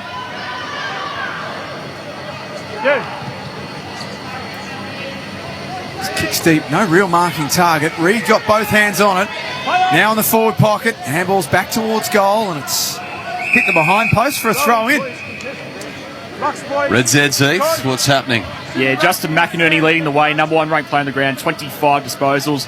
Blakey and Warner for the Swans up to 23 apiece. And for North Melbourne, Luke McDonald leading the charge now, 18 disposals, had 11 in that third term. So the ball in, Reed and Goldstein, tap to the front. Davies Uniacke sharks it. A high up and under on his left. Outside 50, parked underneath Jerry. Spilt the chest mark. Rowbottom front and centre. Handballs out to Kennedy.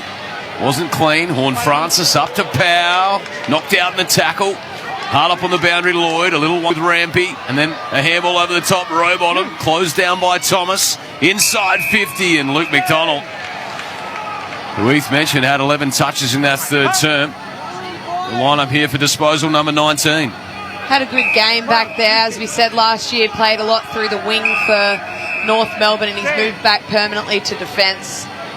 Just reading the ball really well off the kick and beating his opponent to it, taking a few uncontested grabs, just being in a really good spot down there.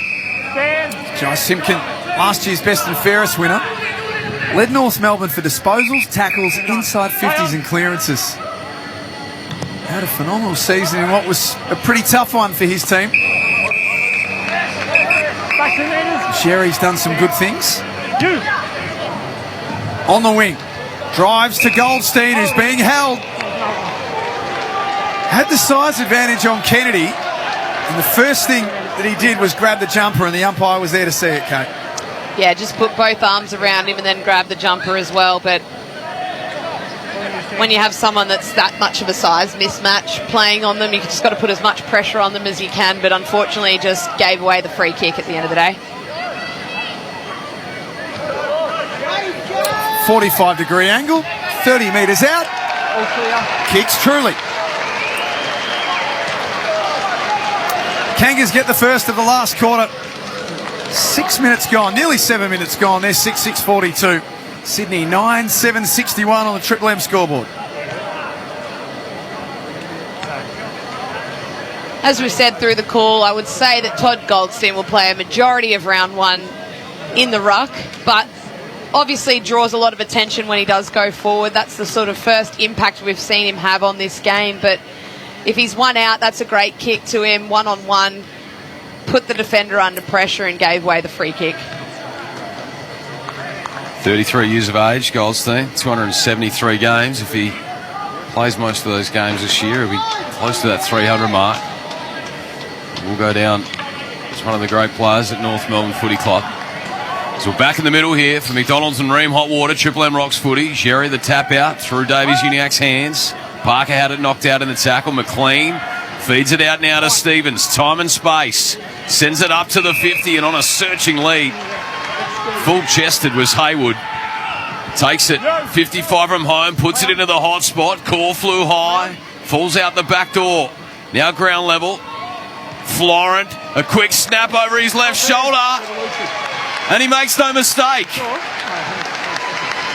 The instant reply there for the Swans. It's back out to 25 points here at Giant Stadium on the Triple M scoreboard. 8 minutes gone, final term. Yeah, just the difference in the two forward lines in this game. The Swans are always moving. Forwards down there just giving leads, moving wherever they can, really isolating true one-on-ones so that when the ball does come inside 50, whether it goes to hand or goes to ground, they're first to the footy. Really good crumb front and centre there by Florent. And good snap over the shoulder as well. But just their constant movement from the Swans forwards as opposed to North Melbourne, who have been pretty stagnant, just wanting the ball coming in on their head. It's been the big difference. And as Kate was saying earlier, the movement from the stoppage as well. That's now 7 goals to 1. Sydney's way from the 3 goals to none from the centre bounce. Gee, McDonald's and Ream Hot Water, Triple M Rocks footy. I guess, Kate, the only positive spin you can put on that for North Melbourne is that it gives them something to work on around their stoppages. Yeah, definitely. And when you lose the centre clearance, you want to make sure, yes, you're going to lose centre clearance, but you've got to hold that sweeper so that they don't get out the front door. Because with the 6-6-6 rule, it's just isolated one-on-ones ahead of the footy. So if you let your mids come out and don't put any pressure on the kick going inside 50, these guys are just way too talented. They're going to lace out a forward every time. So this ball to be thrown back in. 14 minutes remaining. Sydney 10-7-67. North Melbourne 6-6-42. Triple M scoreboard. Kate McCarthy's got all the Triple M C-Bus Super Special comments covered. Sherry from defensive 50. Todd Goldstein. Stand, please. Free kick up the line will go to Todd Goldstein as we check in boundary side with you and Giles. Looks like the new ruckman from Sydney is going to come on here. Lachlan McAndrew. He's 209 centimetres, 101 kilos. And visually, I see him as very similar to Cal Sinclair. Very, very similar. Interesting. Can't wait to see him have a go. Pick 12 in the mid-season draft by the Swans last year. Grew up playing rugby union and then fell in love with Aussie rules. Joined the Swans Academy, so it'd be great to see him out there today as the ball's back in. Goldstein got worked off it by Reid. Stevenson taken without the pill. Warner, he's been busy today. Greenwood locks that footy in. As Razor Ray tosses it in the air again. Reid did well against Goldstein. Sockers it off the deck and they just build it forward. Warner off the ground again. Gains about 35. Parker stands up in the tackle. Handball wide for McLean. Just taken briefly by Kyron Hayden. And now Wicks arrives to help out. Just a little back turn and then opts back towards the boundary. Sends a floating ball into the pocket. The big spoil came through. The numbers with the Roos and out of bounds. Never had a chance there. Logan McDonald had to beat 3. He's competed hard all day, though. He's taken a couple of really good marks, one deep inside 50, the other up the ground. So pretty impressed with his game so far today, and just as a key forward, just worked hard and has got the reward for it. Goldstein and McLean compete. Hayden Core clears out of defence for North Melbourne. Reid on the wing, drop the mark. Play on. Thomas taken to the turf. Sydney swoop. This is where they're so good. They get their numbers around that ground ball. Blakey's kicked to centre half forward, chopped off. Pollock picked up. Could have got one high. Umpire said play on. And as the Lizard slithers through the traffic. Off to McInerney. Short kick is okay. Could have gone the longer option and didn't. And instead honoured the lead of Logan McDonald, who marks 48 out directly in front. I guess you stand. Out guys! Out guys! 15 seconds. Kicked a fabulous goal in the first quarter. Sydney's first of the game. Since then, as Kate said, has been competing. Up and down only. This for his second. From just inside 50. Gun, barrel, straight.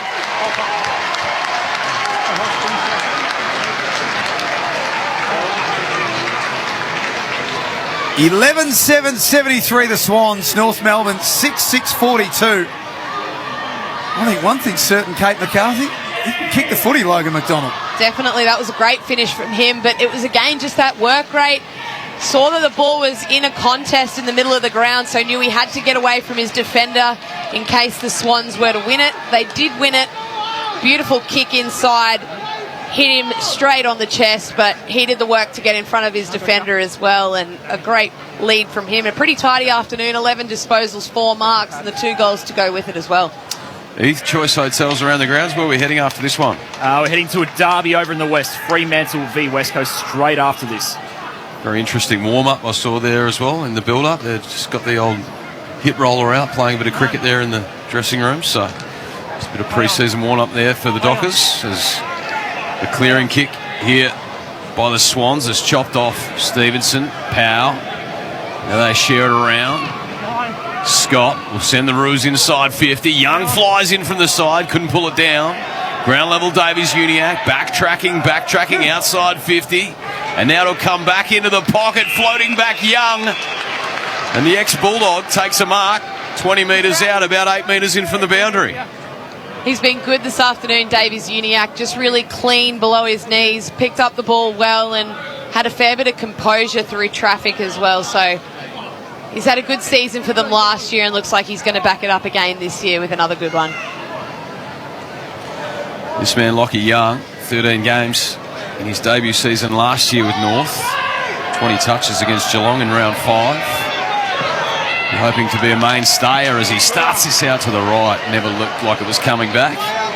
They moved to 6-7-43, the Roos. Sydney 11-7-73. It's on the Triple M scoreboard. Ethan Meldrum on the Reds. Yeah, that was North Melbourne's first mark inside their forward 50 for the entire match so far. They've had to be real opportunistic today. Gee, wow. That's a bit of a worry. That's a real worry. Also says a bit about Sydney's defenders. 2-on-2 inside 50. There's Big McAndrew. Play on. In the goal square. That slipped through his fingers. A golden opportunity. Heaney will never miss a golden opportunity. Picks up the ground ball. Scrubs it through for his...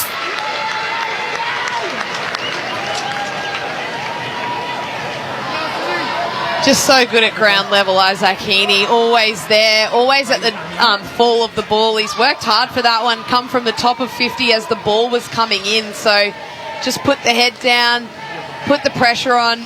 Poor Goldie got a bit of an average bounce there. Just came off his arm, and good finish from Heaney. But good contest in his first one of the game. McAndrew, he won't get a stat for that. He's just come onto the ground, but brought the ball to ground as a good tall forward does, and then Heaney was there to do the rest of the work. Yeah, it was great stuff by Big McAndrew. He stayed in the contest, laid the tackle, popped to his feet. He was there to swoop, but Heaney beat him to it. And he's a real opportunist, Heaney. 17 touches today, 4 goals.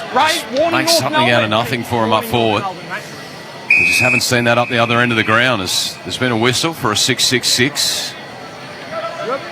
And Razor Ray notifies the players that he'll be throwing the ball in the air.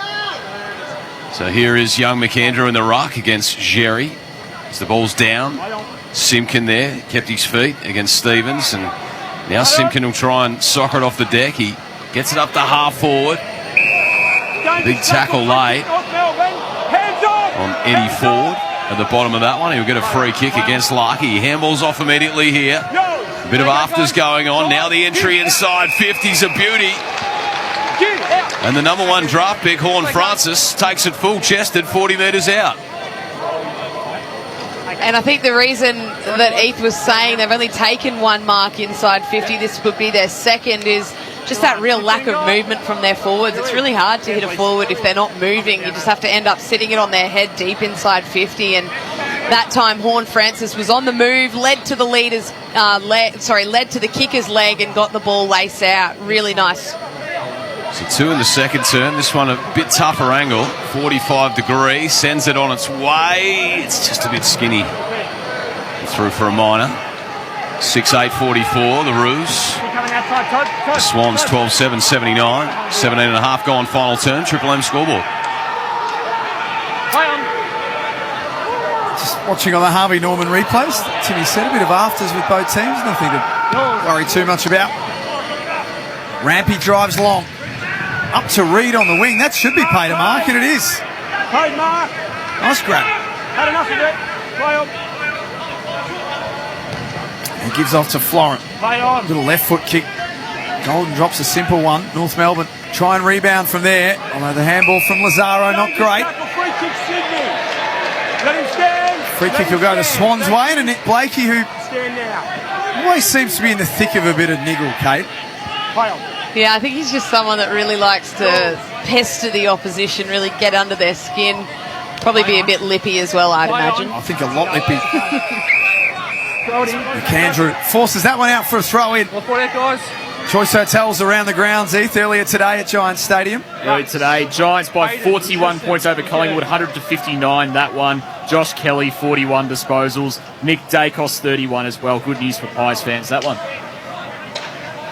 Some people have their fetishes. You might like the ice cream, the Skittles, but for me, it's the Macca's 40-piece chicken McNuggets pack.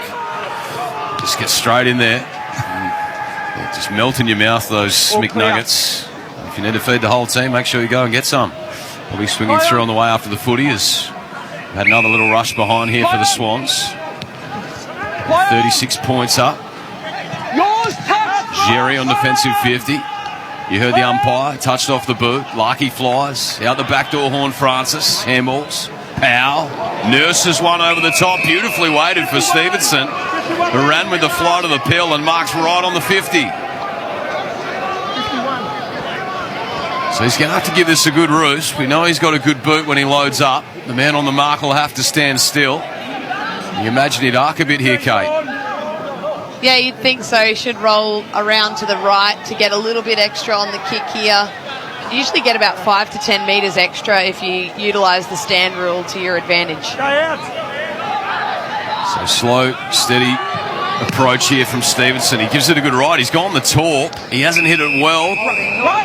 And there's been another whistle on the line. I think Rampy's given the free kick away. Chop of the arms over the shoulder on Larky. And we'll go back to kick his second goal for the afternoon.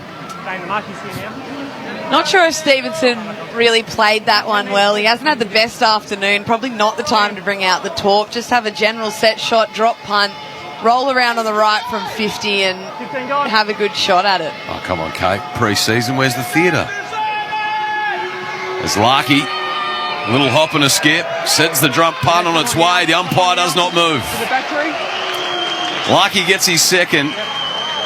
And the Kangaroos, they move to 6-8-44, 7-8-50. The Swans, 12-8-80. That's all on the Triple M scoreboard. Just ticked into time on in this final quarter. Yeah, Rampy just arm over the shoulder there on Larky, gave away the free kick. He was out of position. Larky read the fall of that ball really well. It was a torp coming in, spiralling, and he was in a good position, so Rampy had to reach for him. So he's had a pretty good afternoon, I'd say. He's been their only real dangerous forward that's looked likely up forward. Let's get down to the boundary, you and Giles. I'm witnessing something I think I've seen for the first time with the football, an umpire getting a battery change because he's worn out the microphone. And which of the three umpires do you think it was? He's had to get a battery change for his mic. Razor Ray. Of course he has. So many things I want to say. Yeah. For McDonald's and Ream Hot Water, Triple M Rocks footy. Play on. 30-point lead. Swans. My ball. I feel like Chelsea bowled me a half volley there and wanted me to do something with that. Yeah. I'm just happy to punch it back to the bowler. Speaking of that, Choice Hotels around the grounds, Heath. Yeah, the Aussies aren't punching it back to any bowlers at all. None for 139 just after lunch. Usman Kawar just 71 not out. David Warner 60 not out. So Kawaja's average as an opener's not being hurt over there this afternoon. No. I think everyone's going to cash in on that wicket. Lloyd from the centre square searches for a marking target. McLean couldn't get a clean run at it. Gota, handball to no one really. Lazaro has lost his strides. He handball back into the corridor. That's not where you want to send it. McLean from 9 metres out misses. Keep coming, play on. 6 minutes remaining. 31-point lead. Stand now. Davies Uniac receives the kick in there from Zeeble, and now he looks outside 50, pops it into the hole. Beautifully weighted ball 3 for metres, Simpkin. Josh, 3 metres. Play. Right half back, he nurses one out to the wing. Not enough on that for Polek. Now at ground level, coming through McInerney. He's had an afternoon, the boy. For possession 27, handballs. McCarthy backtracking to Lloyd. He's happy to share around here, the Swans. Back to Rampy, inside defensive 50. Steps one way, then the other. Comes back into the corridor. Cunningham squares the kick for Paddy McCartan. What are his posies this afternoon? Paddy McCartan, disposal number 13, but 7 intercept possessions, most of any Swans player on the field. 35 games with the Saints over 4 years. The number 1 draft pick. We thought he was perhaps gone to the footy world, and here he is in defence. Looks like a likely starter in round 1. Good on. Play on. Ronk on defensive 50. A long one to the outer wing. Big nest of players. And Jerry, what are his marks this half, Heath? He's plucked a few. Christian Cherry, mark number 5, but he's had 16 disposals. 13 of those are contested, most of any North player on the field. Over the footy, Matty Roberts, pick number 34 in last year's draft. Let it go. Unfortunately, sat on the footy and has been caught holding the ball. Polek runs away, searches for Goldstein, a couple of the Cherry. He couldn't mark. Horn-Francis snaps with the left foot.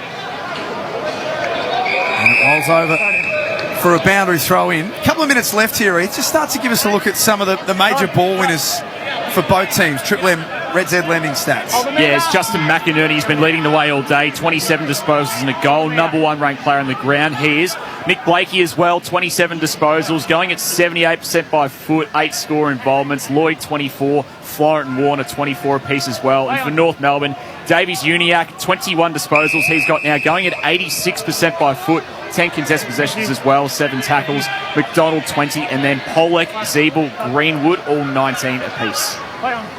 Goldstein, nice tap down, but Davies Uniacke went without it in the forward pocket. And Wicks standing there waiting. Marks that short kick. It's a 31-point lead of the Swans. Inside 4 minutes remain. It's a big afternoon for Blakey. His highest possessions before this, 20 touches. He's out to 27. Probably a bit unheralded. I've had an eye on McInerney all afternoon, but he's just been racking him up as the Swans go into attack again. Stevens inside 50, numbers here with the Roos and sliding in Zeeble. Solid as always. Just a little bit of a hobble there as he got up. Rocks, please. Todd. Sydney. As the big Bud watches on, 995 goals for the big man. Will he kick it in round 1? Imagine if he just got it done in round 1. The reaction will be huge. He looks on here this afternoon. 25 and a half minutes gone, final turn. As the ball's in again. Warner at the front and centre. Handball's back to McInerney, right on the attacking 50. He retreats. Good ball came from Thomas. Now Davies Uniacke, another possession for him. Finds Larkey, ducks into the tackle by Cunningham. And the umpire pays the benefit of the doubt. The man who had a battery change, Razor Ray. Just so that we can all hear him. High contact free kick, North Melbourne. Free kick to the Kangaroos. That's a little bit of a concern for Nick Larkey. Kate, just on the Harvey Norman replay. I'll get cramp, I think. Yeah. See the calf muscle there. Yeah. Then they handballed to him. That's the last thing he wanted. Looked at Polek and said, "Thanks a million, brother." It's from the wing, Marnie kicks to a 2-on-1. That really wasn't to the advantage of Sherry. Now Warner can clean up for Sydney. They can access the corridor, and away goes Ronk. Searching for a regular spot in this team's only played 4 games in the last 2 years. Looks for and finds Hayward with a foot inside the centre circle on a long lead. All 209 centimetres of Lachlan McAndrew. He didn't want to have a shot. Handball's off to Golden instead. And Logan McDonald marks uncontested 10 metres out. Marks here, guys. Not sure how he got off the chain to be uncontested at the top of the square, but he has had a really good afternoon. 15 seconds. As we've said a number of times. But Errol Golden, his kicks inside 50, they're just pinpoint as a forward. That's exactly what you'd want. to advantage side and should finish this one off nicely. This will do his chances of playing alongside Buddy Franklin in round one. No harm whatsoever. Oh, that might. All clear. He's hit the post. So he stays with 2 goals. As we get boundary side of you and Giles one last time. So that was Nick Larkey coming off with cramp there, and in the meantime he had to get a hand pass and lay a shepherd as well, which was quite unfortunate. And then the Karma bus hit Jared Pollock for that as well, because he cramped up as well and had to give it the assisted up by the trainer. But the main injury concern for North Melbourne is Josh Walker, who's unfortunately his teeth and dental situation reflects his hair situation, a couple short and needs a bit of artificial assistance. He's had a bit of time to brew that one up. He's attacked the feathers. Beautiful stuff there, Gilesy. So, almost down to the dying minute of this one. Good hit out for both sides. Players cramping up. Lactic acid's building up. And Joshy Walker has got the $1 million smile for the rest of the week as McInerney gets another handball. Horn Francis tackle to the deck. Here's Simpkin out wide. Lazaro gets it to Thomas. The long driving one, top of the square. Box seat Rampy. And like all good defenders, he tracks this one professionally across the line for another behind. They move now North Melbourne to 7-8-50. Swans 12-10-82. That's all on the Triple M scoreboard. Okay, we're all about positivity in the pre-season. Give us a couple for each team as we get close to siren time. Oh, I think the obvious positive for North Melbourne has been Jason Horne-Francis. I think also Nick Larkey's had a really good game for them up forward. We were saying where would the goals come from, and he's easily been the most impressive forward. Also, Jerry through the ruck as well. He's had a really good game and got around the ground nicely, taking a number of marks. For the Swans, I think just their usual brigade of youngsters. Goulden's kick inside 50s have been just really, really classy. Nick Blakey has been great off the half-back line. You can see it's a deliberate ploy from the Swans to get the ball in his hand, to get the ball forward and get him using it. And this player with the ball at the moment, McInerney, has had a great afternoon out. So the Swans are going to take winning form into round one against the Giants. Winners today by 31 points at Giants Stadium. Coming up next, it's West Coast versus Fremantle. The call team all assembled. Andrew Emley, Mark McCraw, Hamish Brayshaw on the boundary, Tommy Atkinson and the Prince of Perth, Lockie Reed. Coming up next for McDonald's and Ream Hot Water. Triple M Rocks Footy. Please, give me my ear back.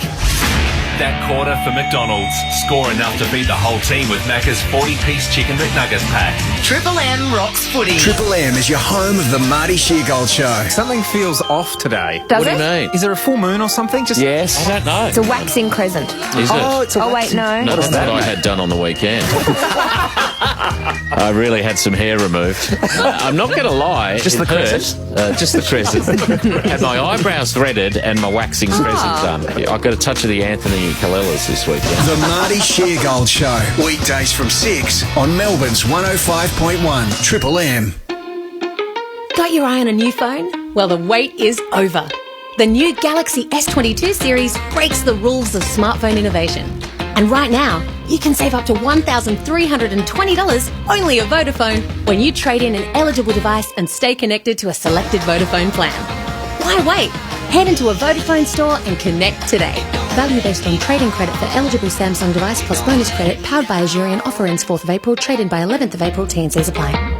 Tools, tools, tools! Sydney Tools! Sydney Tools Back to Work sale is on now! Estwing 20-ounce claw hammer now $79. Save 11%! Milwaukee 18-volt fuel 10-piece combo kit just $29.9. Crazy deals on combo kits, hand tools, air compressors, laser levels, welders and much more. Makita 18-volt 3-piece combo kit now $9.99 and score a free blower. Sydney Tools, best prices guaranteed. Limited time only. Shop in-store online. sydneytools.com.au. A kid's playground, rubbish. A park bench, rubbish. A nature boardwalk, rubbish. You see, the Australian government is helping industry to transform your old rubbish into incredible new things. Proudly remade in Australia. Like this outdoor gym, rubbish. Even this brand new road, rubbish. Every time you recycle, you're helping to remake Australia into a better place for everyone. Remade in Australia. Authorised by the Australian Government, Canberra. Haven't caught the Hamish and Andy podcast lately? You're missing out on some epic power moves. From James. When he picks up his girlfriend after she's had a long, hard day at work, he will strategically go barefoot. When they need to go to the shops for food on the way home, his partner is forced to do the shopping, as our town has a shoes are compulsory in the shops rule. The Hamish and Andy podcast, brought to you by AAMI. Great value cover you won't regret. Download the Listener app and listen for free. Listener. Hi, bank. Yeah, hi. Why are you charging me fees when Athena Home Loans don't charge any fees at all? No fees? That's ridiculous. Surely they charge application fees. No. Monthly or ongoing fees. No. Exit fees. No. Asking questions fees. No. Chocky-bicky fees. No. Indoor plant fees. No. Pens on strings fees. No. Long lunch fees. No, no fees at all. Just doesn't add up. Actually, it really does. New lower rates, zero fees, plus our new fee-free offset. See what you could save at athena.com.au. Athena, love us and leave us. Standard credit criteria, terms, conditions and government charges apply. Now you can stream Triple M footy wherever you are. Download the Listener app and select Triple M. Hi, I'm Isabel Everett with a news briefing. Flood-hit communities in southeast Queensland are being hit by more downpours this evening. There's a severe weather warning in place with damaging winds and heavy rain, which may lead to flash flooding on the cards. While in New South Wales, parts of Western Sydney and the Northern Rivers are set to be battered with intense rain again over the coming days. New South Wales SES Commissioner Carlene York is urging residents to remain